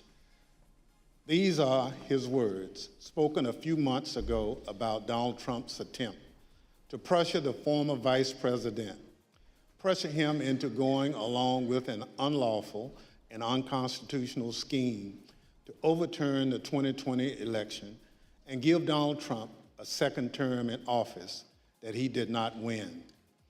Today, the Select Committee is going to reveal the details of that pressure campaign. But what does the Vice President of the United States even have to do with a presidential election? The Constitution says that the Vice President of the United States oversees the process of counting the Electoral College votes, a process that took place on January 6, 2021. Donald Trump wanted Mike Pence to do something no other vice president has ever done. The former president wanted Pence to reject the votes and either declare Trump the winner or send the votes back to the states to be counted again. Mike Pence said no. He resisted the pressure. He knew it was illegal. He knew it was wrong. We're fortunate for Mr. Pence's courage on January 6th. Our democracy came dangerously close to catastrophe. That courage put him in tremendous danger. When Mike Pence made it clear that he wouldn't give in to Donald Trump's scheme, Donald Trump turned the mob on him, a mob that was chanting, "Hang Mike Pence." Yes, sir, a mob that had built a hangman's gallows just outside the Capitol. Thanks in part to Mike Pence, our democracy withstood Donald Trump's scheme and the violence of January 6th. This never happens. But the danger hasn't receded. Led by my colleague, Mr. Aguilar, today we'll lay out the facts normally well above for the American people. My desk. But first, I'll recognize my colleague from Wyoming, Ms. Cheney, for any opening statement she'd care to offer. Thank you very much, Mr. Chairman. Let me take just a few minutes today to put the topic of our hearing in broader context. In our last hearing, we heard unequivocal testimony that President Trump was told his election fraud allegations were complete nonsense. We heard this from members of the Trump campaign. We heard this from President Trump's campaign lawyers. We heard this from President Trump's former Attorney General, Bill Barr. We heard this from President Trump's former acting Attorney General, Jeff Rosen. And we heard this from President Trump's former acting Deputy Attorney General, Richard Donahue. We heard from members of President Trump's White House staff as well. Did you want to come over here? Today, we're focusing on President Trump's relentless effort to pressure Mike Pence to refuse to count electoral votes on January 6th. Okay, I'll come to you. Here again is how the former vice president phrased it in a speech before the Federalist Society, a group of conservative lawyers. This week, that President Trump said I had the right to overturn the election. But President Trump is wrong. I had no right to overturn the election. The presidency belongs to the American people and the American people alone. Trumpy pumpy. And frankly, there is no idea more un-American than the notion that any one person could choose the word American committee has president. too many letters in it. What the president wanted the vice president to do was not just wrong. It was illegal and unconstitutional. We will hear many details in today's hearing, but please consider these 2 points. First, President Trump was told repeatedly that Mike Pence lacked the constitutional and legal authority to do what President Trump was demanding he do. This is testimony from Mark Short, the Vice President's Chief of Staff, who served in the Trump administration in multiple positions over 4 years. But just to pick up on that, Mr. Short, was it your impression that the vice president had directly conveyed his position on these issues to the president, not just to the world through a Dear Colleague letter, but directly to President Trump? Many times. And had been consistent in conveying his position to the president? Very consistent. Okay. But President Trump plotted with a lawyer named John Eastman to pressure Pence to do so anyway. As the federal court has explained, quote, based on the evidence, the court finds that it is more likely than not that President Trump and Dr. Eastman dishonestly conspired to obstruct the joint session of Congress on January 6, 2021. What exactly did President Trump know? When exactly did President Trump know that it would be illegal for Mike Pence to refuse to count electoral votes? Here is one sample of testimony given by one of the witnesses before us today, the Vice President's General Counsel. Did John Eastman ever admit, as far as you know, in front of the president, that his proposal would violate the Electoral Count Act? Just I believe he did on the 4th. Swallow whatever phlegm is in his throat. It was January 4th, 2 days before the attack on Congress. A second point. Please listen to testimony today about all of the ways that President Trump attempted to pressure Vice President Pence, including Donald Trump's tweet at 2:24 p.m. condemning Vice President Mike Pence when President Trump already knew a violent riot was underway at the Capitol. In future hearings, you will hear from witnesses who were present inside the White House, who were present inside the West Wing on that day. But today we focus on the earnest efforts of Mike Pence, who was determined to abide by his oath of office. As Vice President Pence prepared a statement on January 5th and 6th, explaining that he could not illegally refuse to count electoral votes, he said this to his staff. Oh, cool. I mean, the vice president had said, this may be the most important thing I ever say. And This meaning the statement. The statement. And he really wanted to make sure that it was just so. And then You will hear today that President Trump's White House counsel believed that the vice president did exactly the right thing on January 6th, as did others in the White House, as did Fox News host Sean Hannity. Vice President Pence understood that his oath of office was more important than his loyalty to Donald Trump. He did his duty. President Trump unequivocally did not. Thank you, Mr. Chairman. I yield back. How do I? Without objection, I recognize the gentleman from California, Mr. Aguilar, for an opening statement. Oh, here we go. Thank you, Mr. Chairman. Today, we intend to show the American people that January 6th was not an isolated incident. Yes. Okay. Okay. In the weeks culminating before, it was a legal scheme and deception. We've already learned that President Trump knew he lost the 2020 election. Shortly after, he began to look for a way to circumvent our country's most fundamental civic tradition, the peaceful transfer of power. The president latched on to a dangerous theory and would not let go because he was convinced it would keep him in office. We witnessed firsthand what happened when the President of the United States weaponized this theory. The Capitol was overrun, police officers lost their lives, and the Vice President was taken to a secure location because his safety was in jeopardy. Let's take a look at the effect of Donald Trump's words and actions. I'm learning. Jumbo Bumbo. I'm learning. Mike Pence is going to have to come through for us. And if he doesn't, that will be a sad day for our country. And Mike Pence, I hope you're going to stand up for the good of our Constitution and for the good of our country. And if you're not, I'm going to be very disappointed in you. I will tell you right now. I'm telling you what, I'm hearing the Pence. I'm hearing the Pence just caved. No. Is that true? I'm hearing reports that Pence caved. I'm telling you, if Pence caved, we're going to drag motherfuckers through the streets. You fucking politicians are going to get fucking drugged through the streets. Yeah. I guess the hope is that there's such a show of force here that Pence will decide to do the right thing, according to Trump. Okay. Bring out Pence. Bring out Pence. Bring out Pence.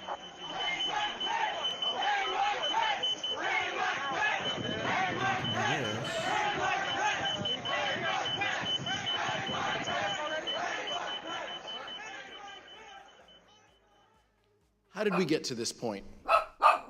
How did we get to the point where President Trump's most radical supporters led a violent attack on the Capitol and threatened to hang President Trump's own vice president? You'll hear from witnesses that Donald Trump pressured Mike Pence to adopt a legally and morally bankrupt idea that the vice president could choose who the next president can be. You didn't need to do that. You'll hear about how the vice president, the White House counsel, and others told Donald Trump the vice president had no such authority. President Trump would not listen. You'll hear how Vice President Pence withstood an onslaught of pressure from President Trump, both publicly and privately. A pressure campaign that built to a fever pitch with a heated phone call on January 6th. BRB. You'll also hear that the president knew there was a violent mob at the Capitol when he tweeted at 2:24 p.m. that the vice president did not have the, quote, courage to do what needed to be done. Let me be clear. Vice President Pence did the right thing that day. He stayed true to his oath to protect and defend the Constitution. I look forward to hearing from our witnesses this afternoon. Mr. Chairman, I yield back. Thank you, Mr. Aguilar. We're honored to have two distinguished witnesses who advised Vice President regarding his role on January 6th. Some people. Judge J. Michael Luttig is one of the leading conservative legal thinkers in the country. He served in administrations of President Ronald Reagan and George H.W. Bush. He was appointed by the latter to serve on the U.S. Court of Appeals for the Fourth Circuit, where he served from 1991 to 2006. He provided critical advice for Vice President Pence regarding the role of the Vice President in the joint session of Congress shortly before that fateful moment.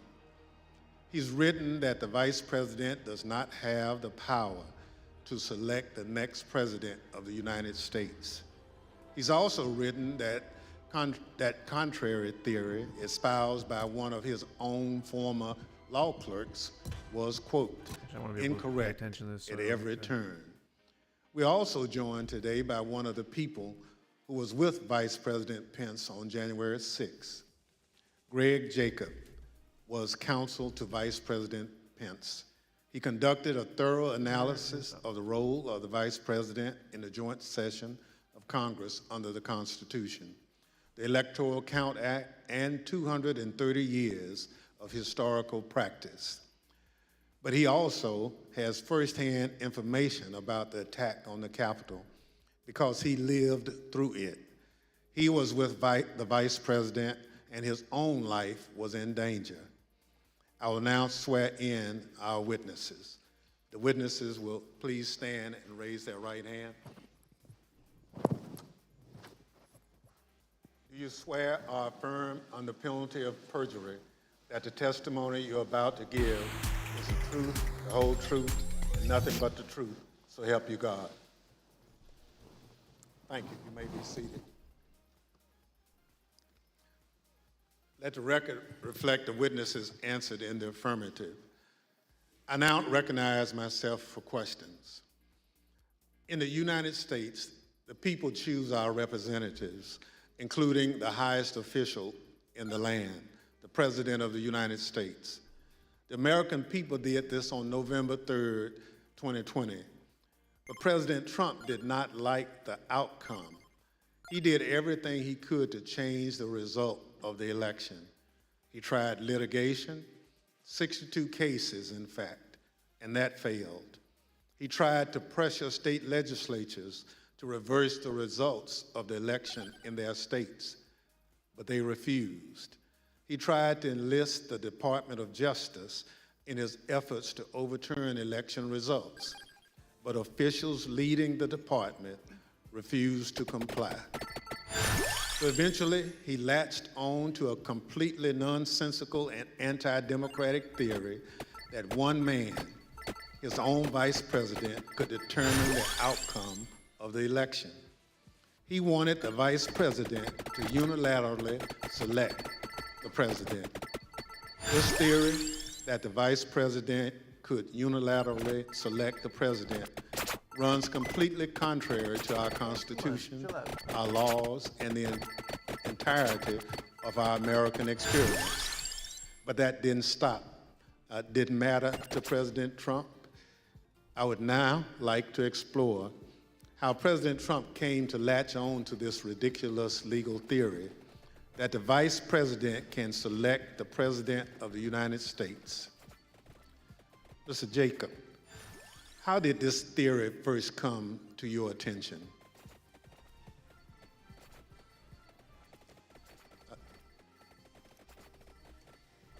The first time that I had a conversation with the Vice President about the 12th Amendment and the Electoral Count Act was in early December, around December 7th. The Vice President called me over to his West Wing office and told me that he had been seeing and reading things that suggested that he had a significant role to play on January 6th in announcing the outcome of the election. He told me that he had been first elected to Congress in 2000 and that one of his earliest memories as a congressman was sitting in on the 2001 certification. And he recalled that Al Gore had gavelled down a number of objections that had been raised to Florida. And he asked me mechanically, how does this work? At the joint session, what are the rules? And I told the Vice President that, in fact, I had a fairly good idea of how things work, that actually there aren't rules that govern the joint session, but what there is a provision of the Constitution that's just one sentence long, and then an Electoral Count Act that had been passed in 1887. And I told the Vice President that I could put a memo together for him overnight that would explain the applicable rules. Got the unlocks for you. So, Mr. Jacobs, when you looked at this theory, what did you conclude? So we concluded that what you have is a sentence in the Constitution that is inartfully drafted. But the Vice President's first instinct when he heard this theory was that there was no way that our framers, who abhorred concentrated power, who had broken away from the tyranny of George III, would ever have put one person, particularly not a person who had a direct interest in the outcome because they were on the ticket for the election, in a role to have decisive impact on the outcome of the election. And our review of text, history, and frankly just common sense all confirmed the Vice President's first instinct on that point. There is no justifiable basis to conclude that the Vice President has that kind of authority. Thank you, Mr. Jacobs. We will hear more today about how, despite this conclusion by you and other top legal advisors, the former president used this discredited theory in his campaign to pressure the vice president to decide the outcome of the presidential election. I now recognize the gentlewoman from Wyoming, Ms. Cheney, for questions. Oh, man. Thank you very much, Mr. Chairman. I had bad luck with that one. Judge Ludig, thank you as well for being here with us today. You issued a very important statement earlier today, which I urge all Americans to read. And I'd like to ask you, Judge, about one of the sentences in your statement and ask if you could explain to us the significance of it. You say, had the Vice President of the United States obeyed the President of the United States, What do we got? America would immediately have been plunged into what would have been tantamount to a revolution within a paralyzing constitutional crisis. Could you elaborate on that for us, Judge? Yes, Judge.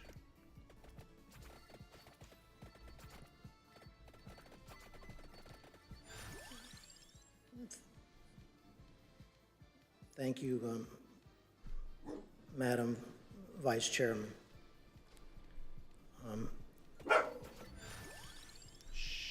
That passage in my statement this morning referenced the most foundational concept in America, which is the rule of law. Get him. Thus, as I interpret your question, you were asking about that foundational truth of these United States, which we call America.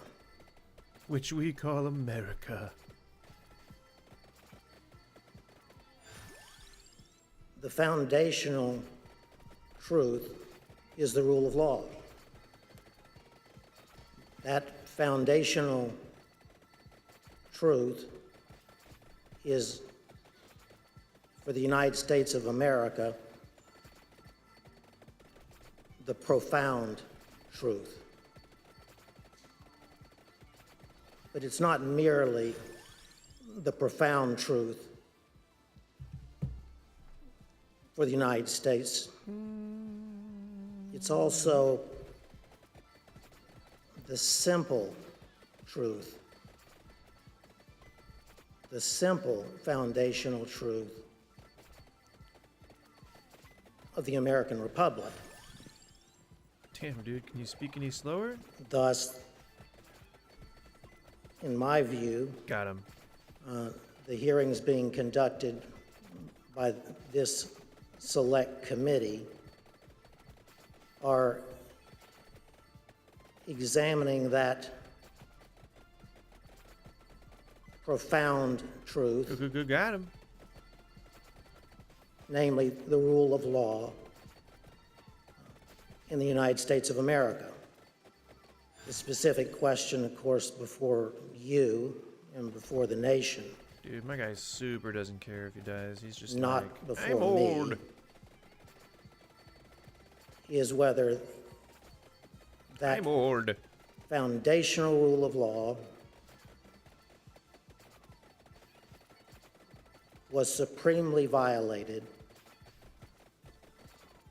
on January 6, 2021. Why is this a level? I'm assuming there's some secret attached to this. Now, that's my to the assumption. question specifically that you asked, dude, speed it up, Madam Vice Chair. I believe that had Vice President Pence obeyed the orders I'm a lawnmower. from his president and the President of the United States of America during the joint session of the Congress of the United States on January 6, 2021, and declared Donald Trump the next President of the United States, notwithstanding that then President Trump had lost the Electoral College vote as well as the popular vote in the 2020 presidential election.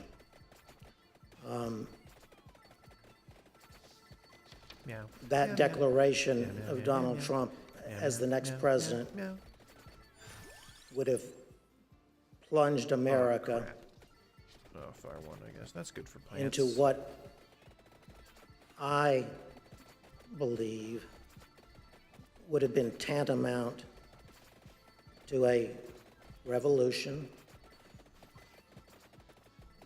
within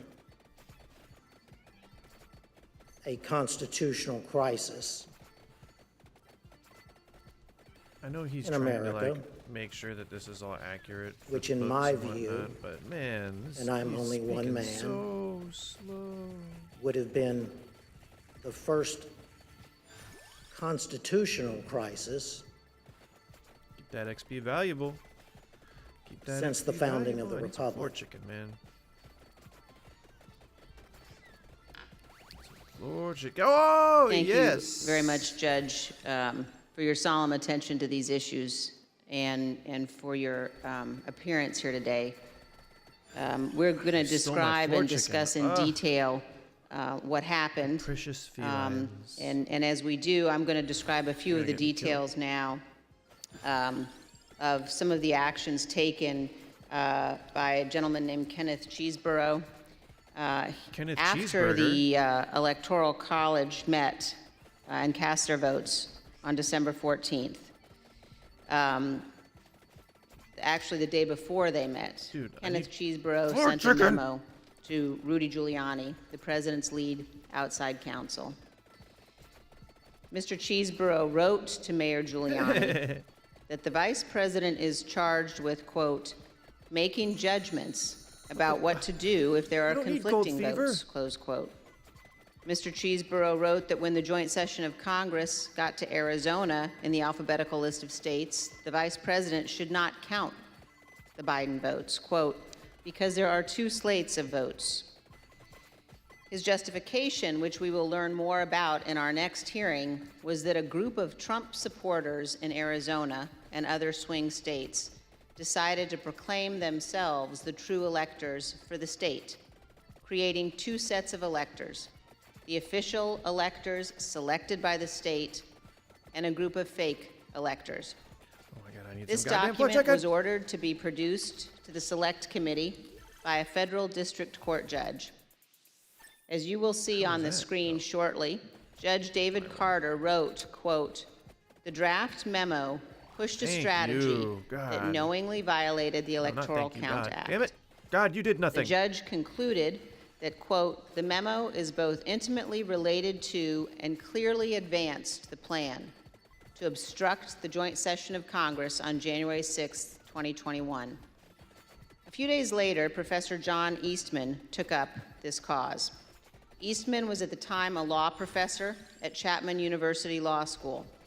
He prepared a memo outlining the nonsensical theory that the vice president could decide the outcome of the election at the joint session of Congress on January 6th. You will see portions of this memo on the screen. In the first line, he wrote, quote, 7 states have transmitted dual slates of electors to the president of the Senate.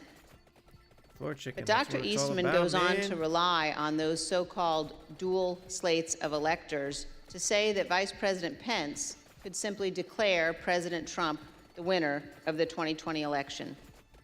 Mr. Jacob, were there in fact dual slates of electors from 7 states? No, there were not.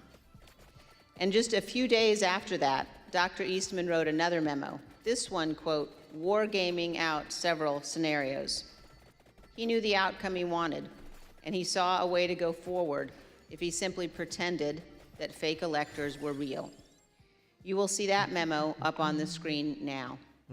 Here, Dr. Eastman says the vice president can reject the Biden electors from the states that he calls, quote, disputed. Under several of the scenarios, the vice president could ultimately just declare Donald Trump the winner, regardless of the vote totals that had already been certified by the states. However, this was false, and Dr. Eastman knew it was false. In other words, it was a lie. In fact, on December 19th, 2020, just 4 days before Dr. Eastman sent this memo, Give me that cool down. Dr. Eastman himself admitted in an email that the fake electors had no legal weight, referring to the fake electors as, quote, dead on arrival in Congress, end quote, because they did not have a certification from their states. Judge Ludig, did the Trump electors in those 7 states who were not certified by any state authority have any legal significance? It's coming.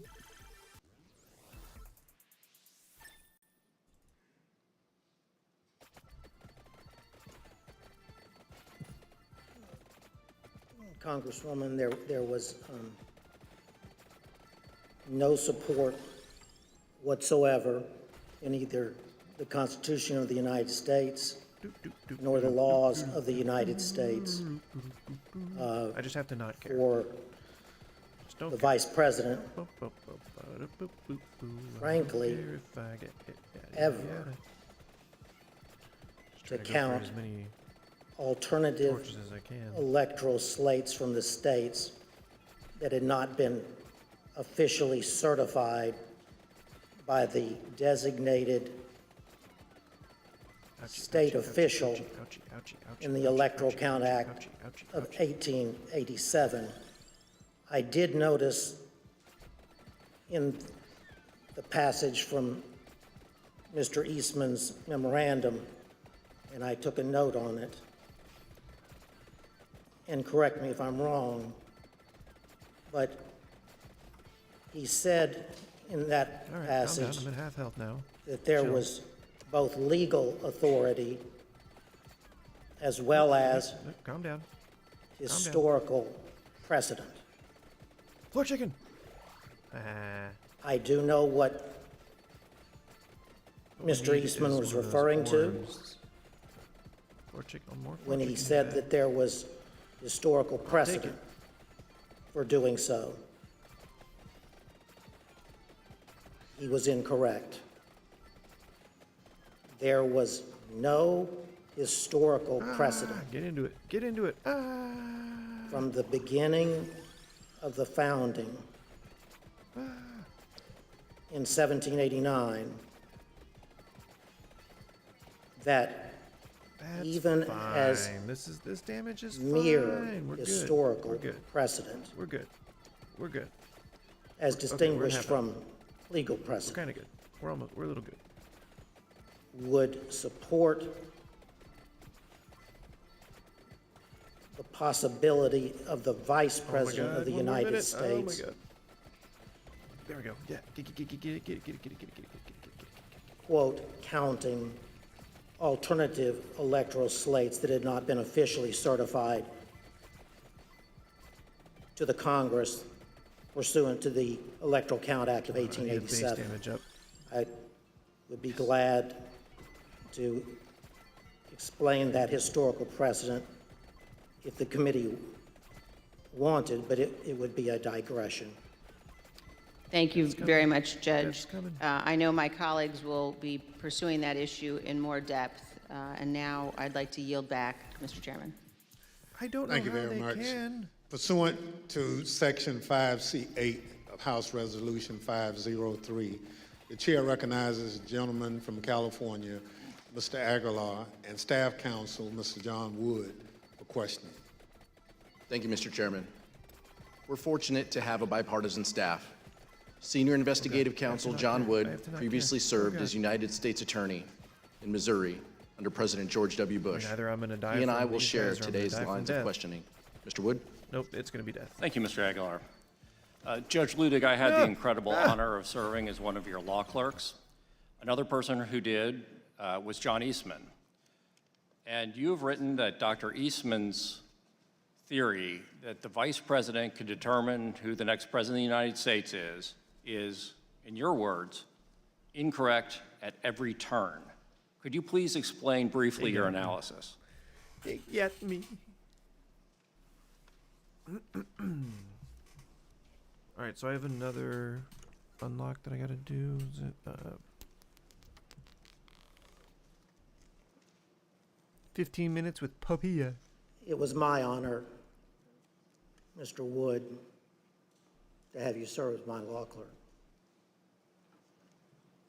I don't have Popia. Who's Popia?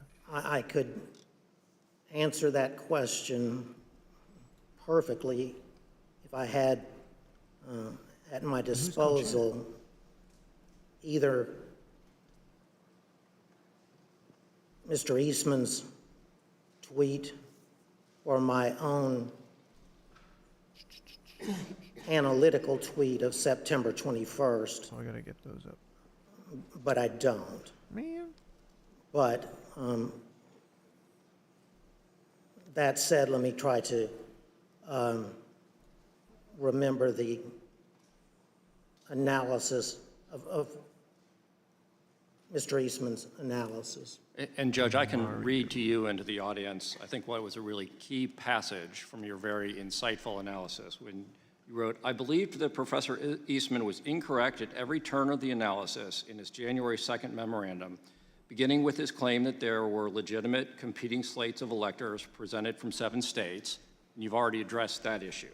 But your next sentence said, continuing to his conclusion I've still got that the two vice more president could unilaterally decide not to count the votes from the 7 states from which competing slates were allegedly presented. So what was your basis for concluding that Dr. Eastman was incorrect in his conclusion that the vice president could unilaterally decide not to count the votes from these disputed states? I understand. As I previously stated in response to Congresswoman Cheney, there was no The bone zone. basis in the Constitution or laws of the United States at all for the theory espoused by Mr. Eastman. Hundreds. At all. None. With all respect to my co-panelist, he said, I believe in partial response to one of the Select Committee's questions, that the single sentence in the Cool down, yeah. 12th Amendment And I guess we gotta was, go he thought, inartfully written. That single sentence is not inartfully written. It's like a It was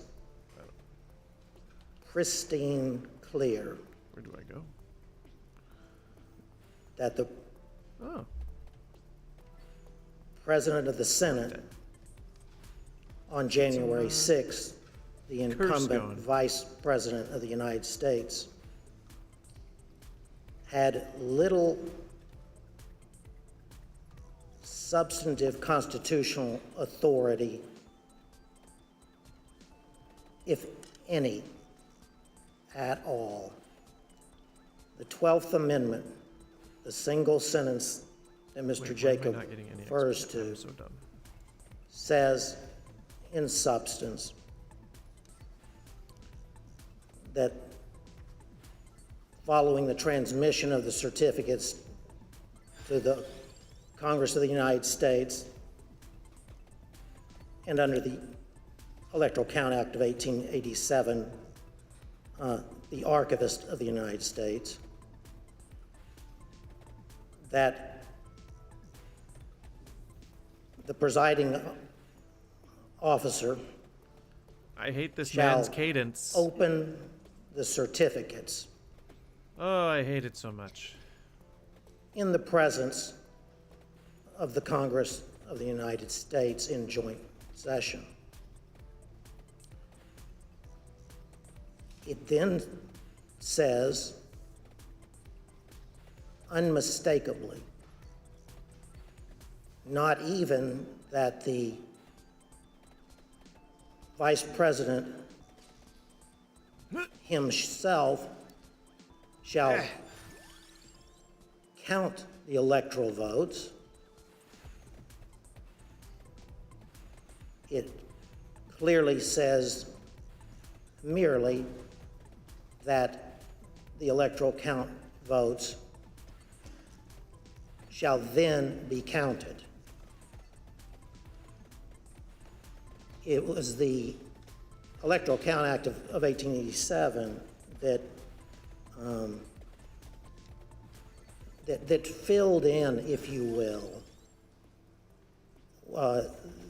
the simple words of, I'm assuming, of I don't the know 12th for sure, but I'm Amendment assuming that speed also in means order they can to fire faster, construct for the country and that it is separate from. a process But for the I- counting I don't of the, you know? the sacred I don't know, you know. process for the counting of the electoral votes from the states,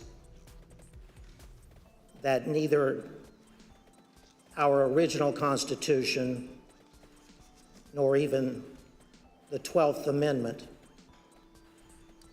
had done.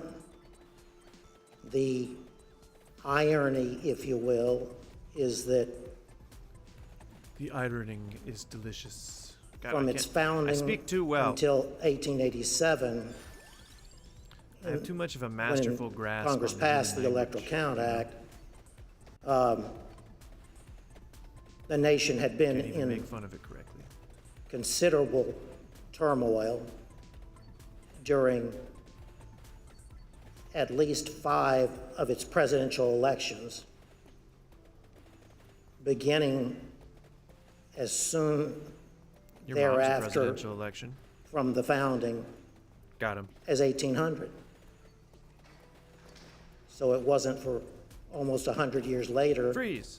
until the Electoral Count Act was passed. So that's why, in my view, that piece of legislation is not only a work in progress for the country, but at this moment in history, an important work in progress that needs to take place.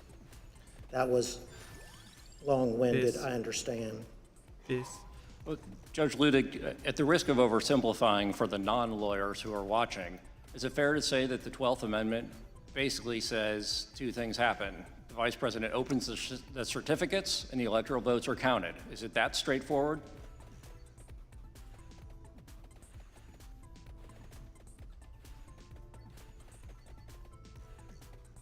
I would not want that to be my testimony before the Congress of the United States.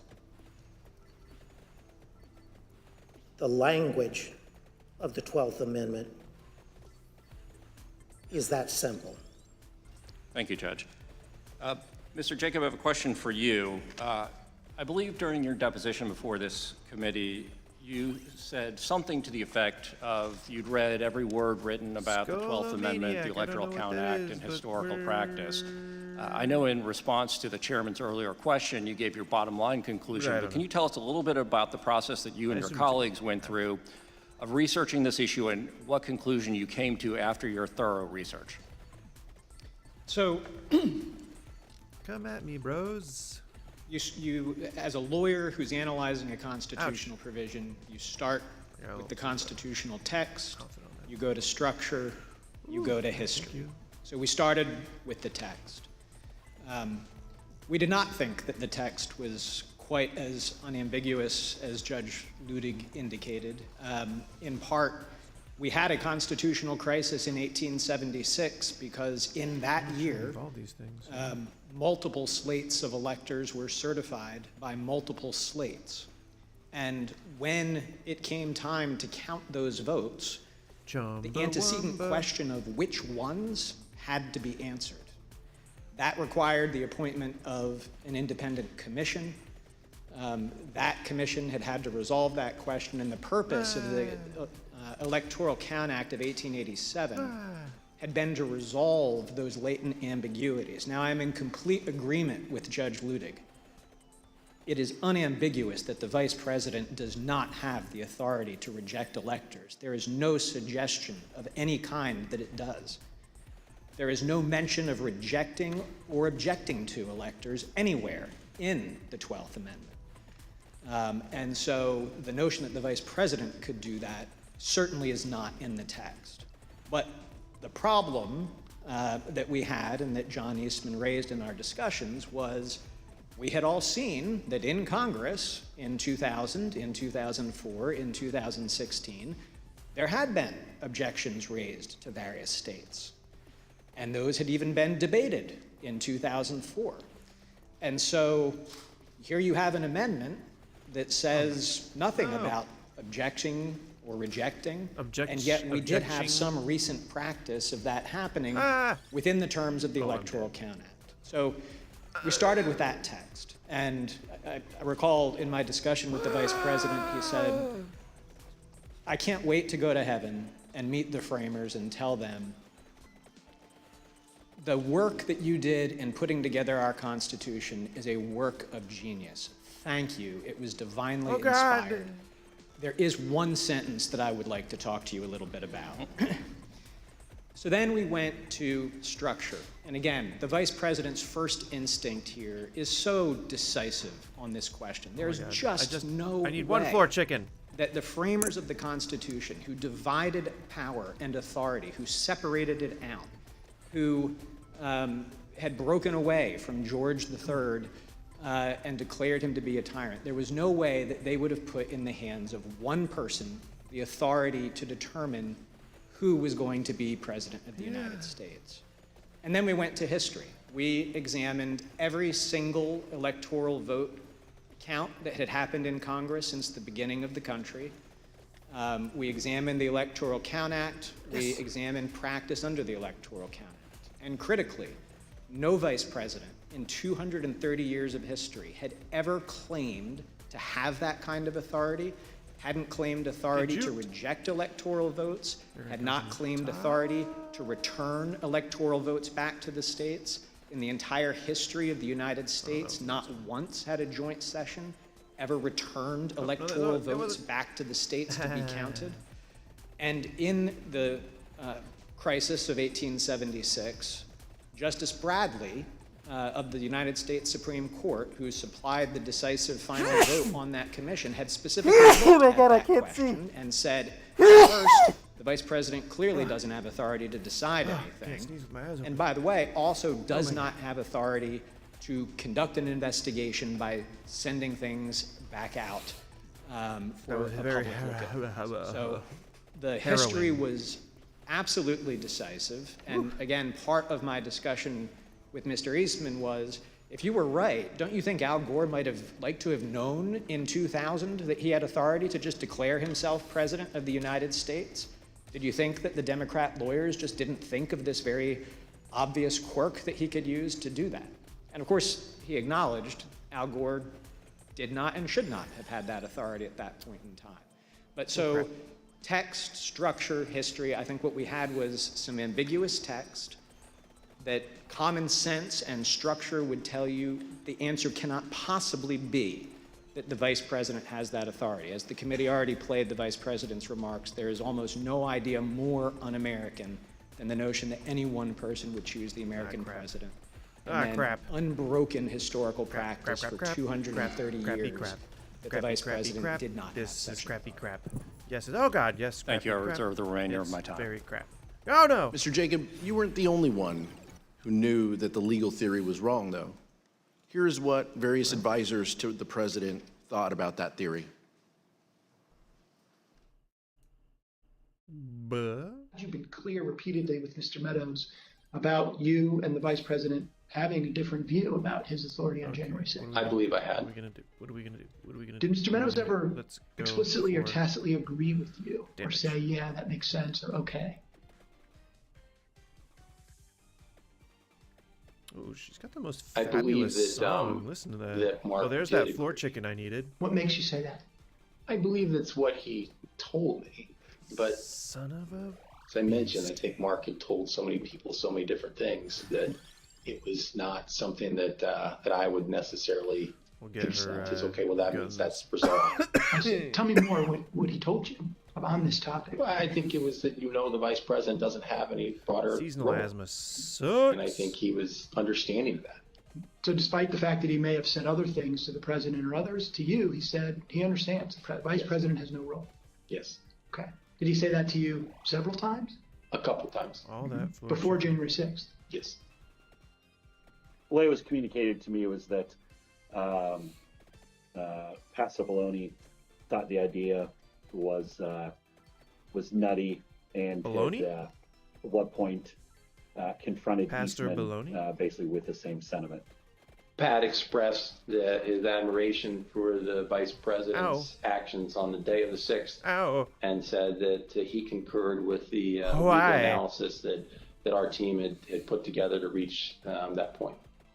It made no sense to me that in all the protections that were built into the Constitution for a president to get elected and steps that had to be taken, that the power to choose the Why next not president axes, would be you know? sitting with the vice president.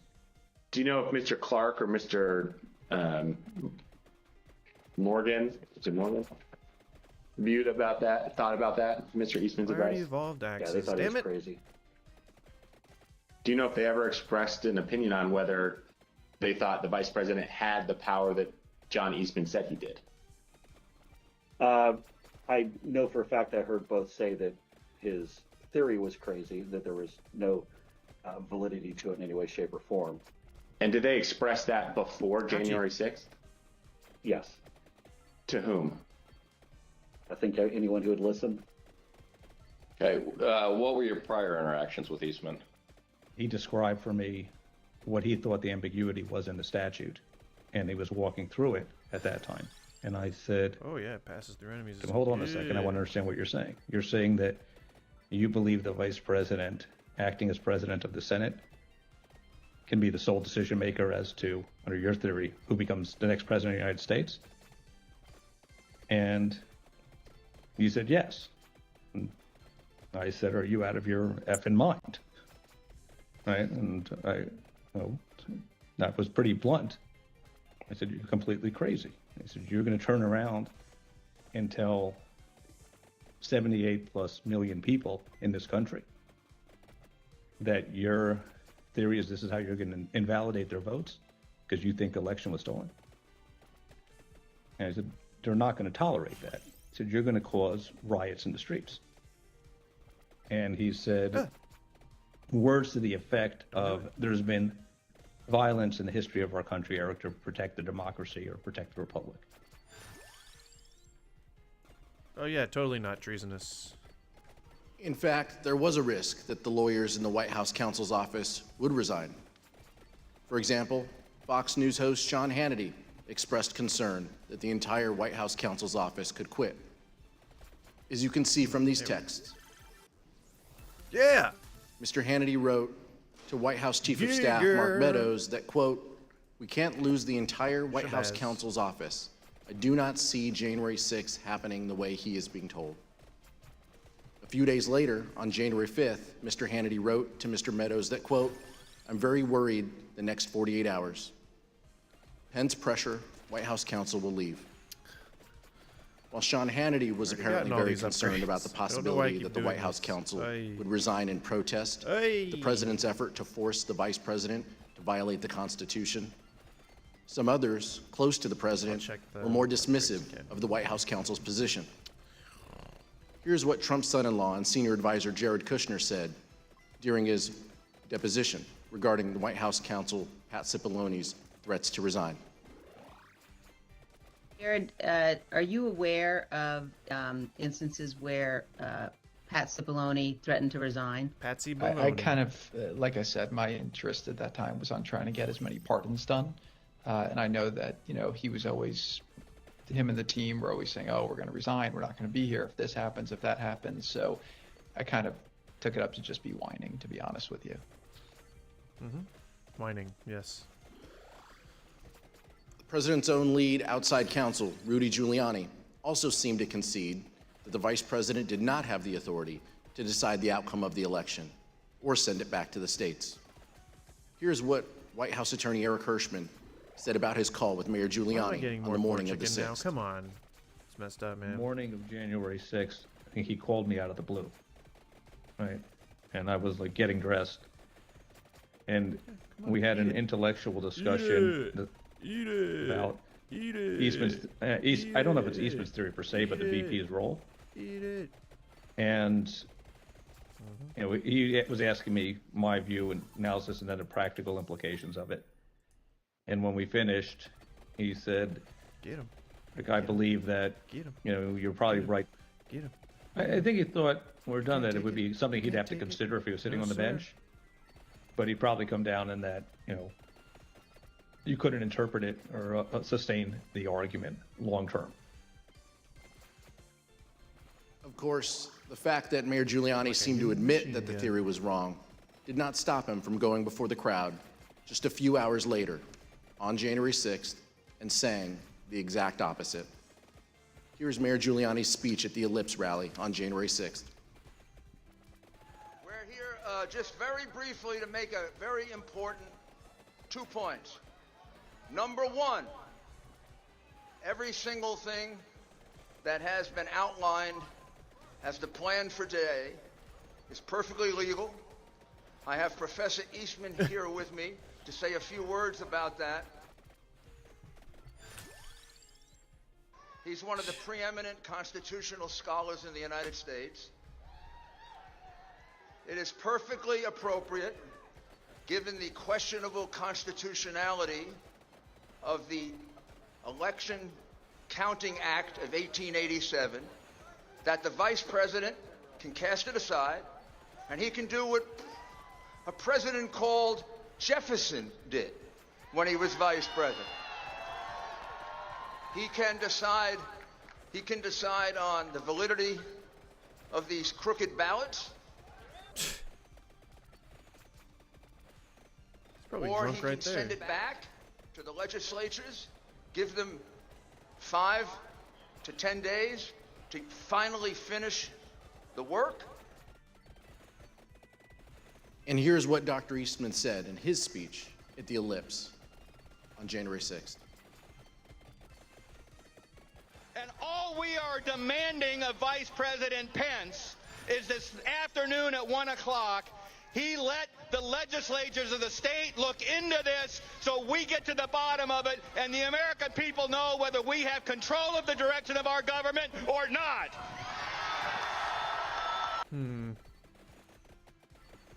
Even Dr. Eastman knew his theory didn't hold water. Mr. Jacob, you discussed and even debated this theory at length with Dr. Eastman. Did Dr. Eastman ever tell you what he thought the U.S. Supreme Court would do if it had to decide this issue? Yes. We had an extended discussion, an hour and a half to 2 hours on January 5th. And when I pressed him on the point, I said, John, if the Vice President did what you were asking him to do, we would lose 9-0 in the Supreme Court, wouldn't we? And he initially started it, well, I think maybe you would lose only 7-2. And after some further discussion, acknowledged, well, yeah, you're right, we would lose 9-0. I appreciate that. In our investigation, the Select Committee has obtained evidence suggesting that Dr. Eastman never really believed his own theory. Let me explain. On the screen, you can see a draft letter to the President from October 2020. In this letter, an idea was proposed that the Vice President could determine which electors to count at the joint session of Congress. But the person writing in blue eviscerates that argument. The person who wrote the comments in blue wrote, quote, "The 12th Amendment only says that the President of the Senate opens the ballots in the joint session and then, in the passive voice, that the votes shall then be counted." The comments in blue further state, "Nowhere does it suggest that the President of the Senate gets to make the determination on his own." Judge Ludig, does it surprise you that the author of those comments in blue was in fact John Eastman?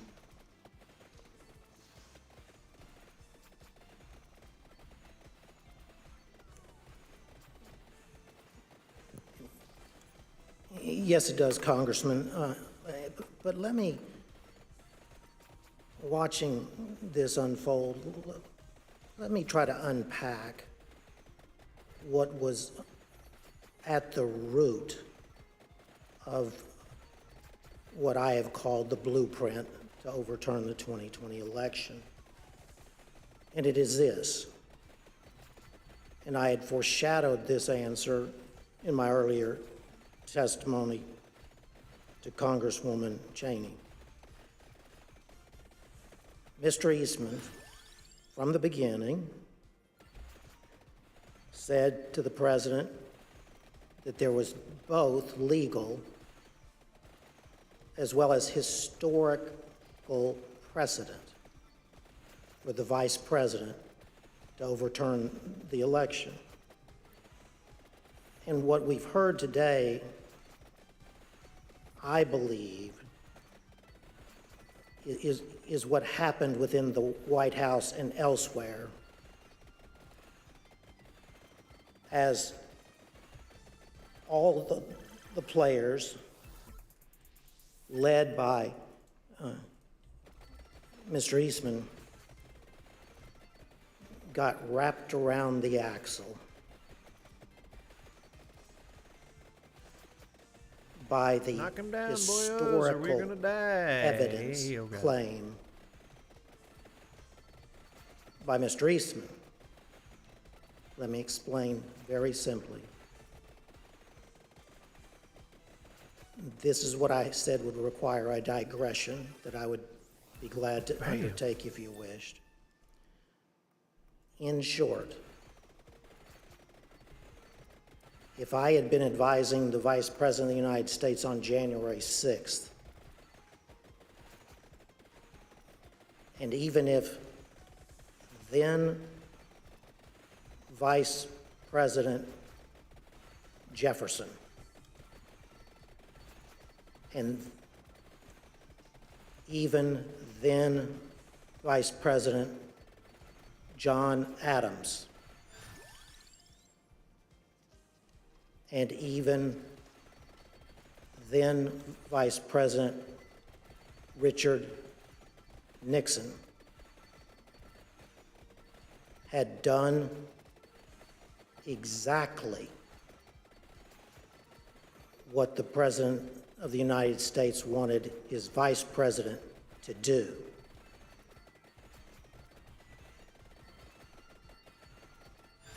I would have laid my body across the road before I would have let the Vice President overturn the 2020 election on the basis of that historical precedent. But what this body needs to know, and now America needs to know, is that that was the centerpiece of the plan to overturn the 2020 election. It was the historical precedent in the years and with the vice presidents that I named, as Congressman Raskin understands well. And the effort by Mr. Eastman and others was to drive that historical precedent up to and under that single sentence, single pristine sentence in the 12th Amendment to the United States Constitution. Taking advantage of, if you will, what many have said is the inartful wording of that sentence in the 12th Amendment. Scholars before 2020 would have used that historical precedent to argue not that Vice President Pence could overturn the 2020 election by accepting non-certified state electoral votes, but they would have made arguments as to some substantive, not merely procedural, authority possessed by the Vice President of the United States on the statutorily prescribed day for counting the Electoral College votes. This is constitutional mischief. Judge, I think that's a good point, and I think it kind of begs the question that if the Vice President had this power to determine the outcome of a presidential election, why hasn't it ever been used before? Why hasn't that ever happened? Why hasn't a Vice President simply rejected the outcome of an election and declared someone else the winner? And instead, as the chairman mentioned in his opening, for over 2 centuries, Vice Presidents have presided over the joint sessions of Congress in a purely ceremonial role. This even includes, as Mr. Jacob mentioned, Vice President Al Gore. For those of us who are old enough to remember, the 2000 election came down to one state, Florida. There were weeks of recounts and litigation after the election, and Al Gore conceded. Of course, Al Gore was vice president at the time, but he never suggested that he could simply declare himself the winner of the 2000 election when he presided over the counting of the electoral votes. Let's hear what Vice President Gore said when he described the situation he faced in 2000. importance of the United States of America in all of human history. In Lincoln's phrase, we still are the last best hope of humankind. And the choice between one's own disappointment in your personal career and upholding the noble traditions of America's democracy is a pretty easy choice when it comes down to it.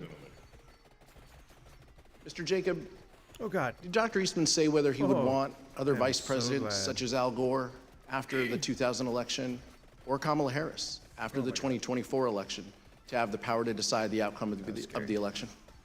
That big fucking wolf. So this was one of the many points that we discussed on January 5th.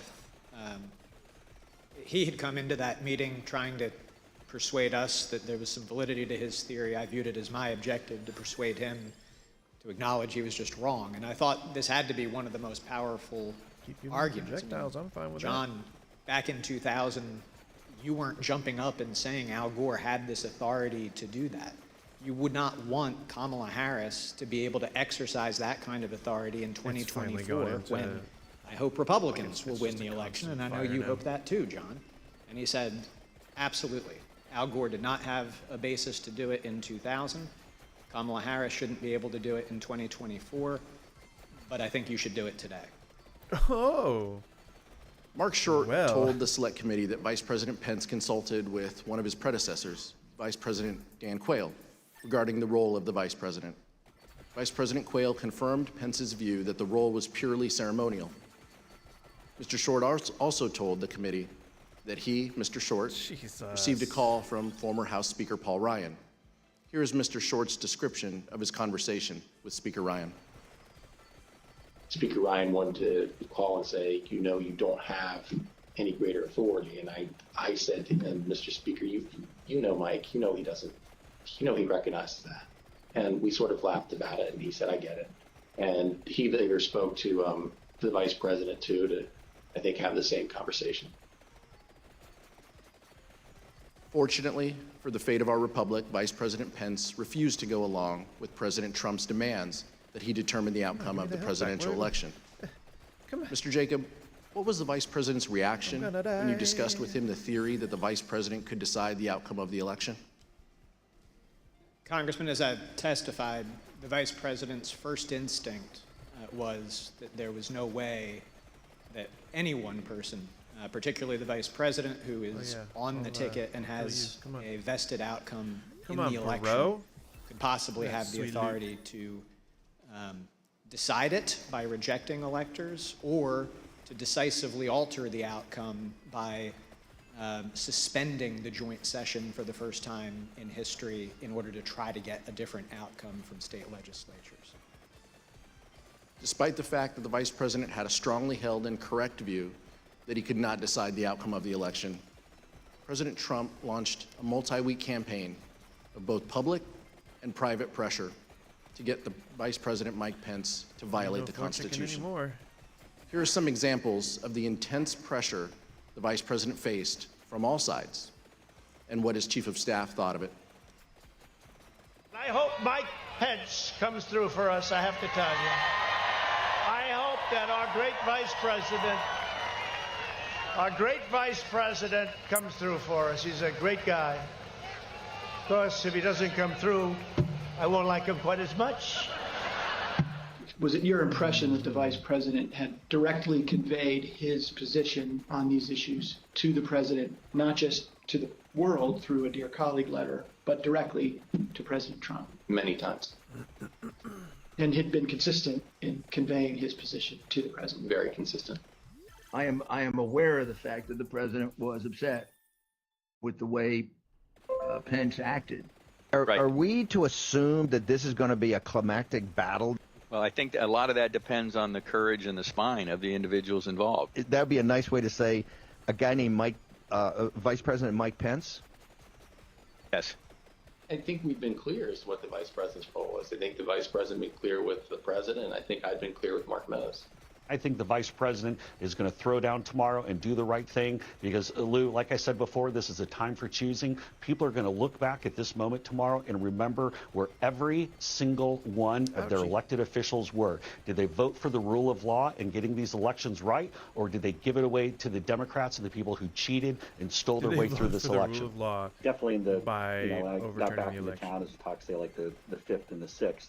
The president Hilarious. was, all the attention was on what Mike would do or what Mike wouldn't do. The vice president really was not wavering in his commitment to what his responsibility was. And so, yeah, was it painful? Sure. The president's pressure campaign started in December. For example, although the vice president made his views clearly and unmistakably known to the president and others in the White House, on December 23rd, President Trump retweeted a memo from an individual named Ivan Reichlin entitled Operation Pence Card that called on the vice president to refuse the Electoral College votes from certain states that had certified Joe Biden as the winner. I want you to do it. President Trump started his pressure campaign in December, but he dialed up the pressure as January 6th approached. I'll take you all on.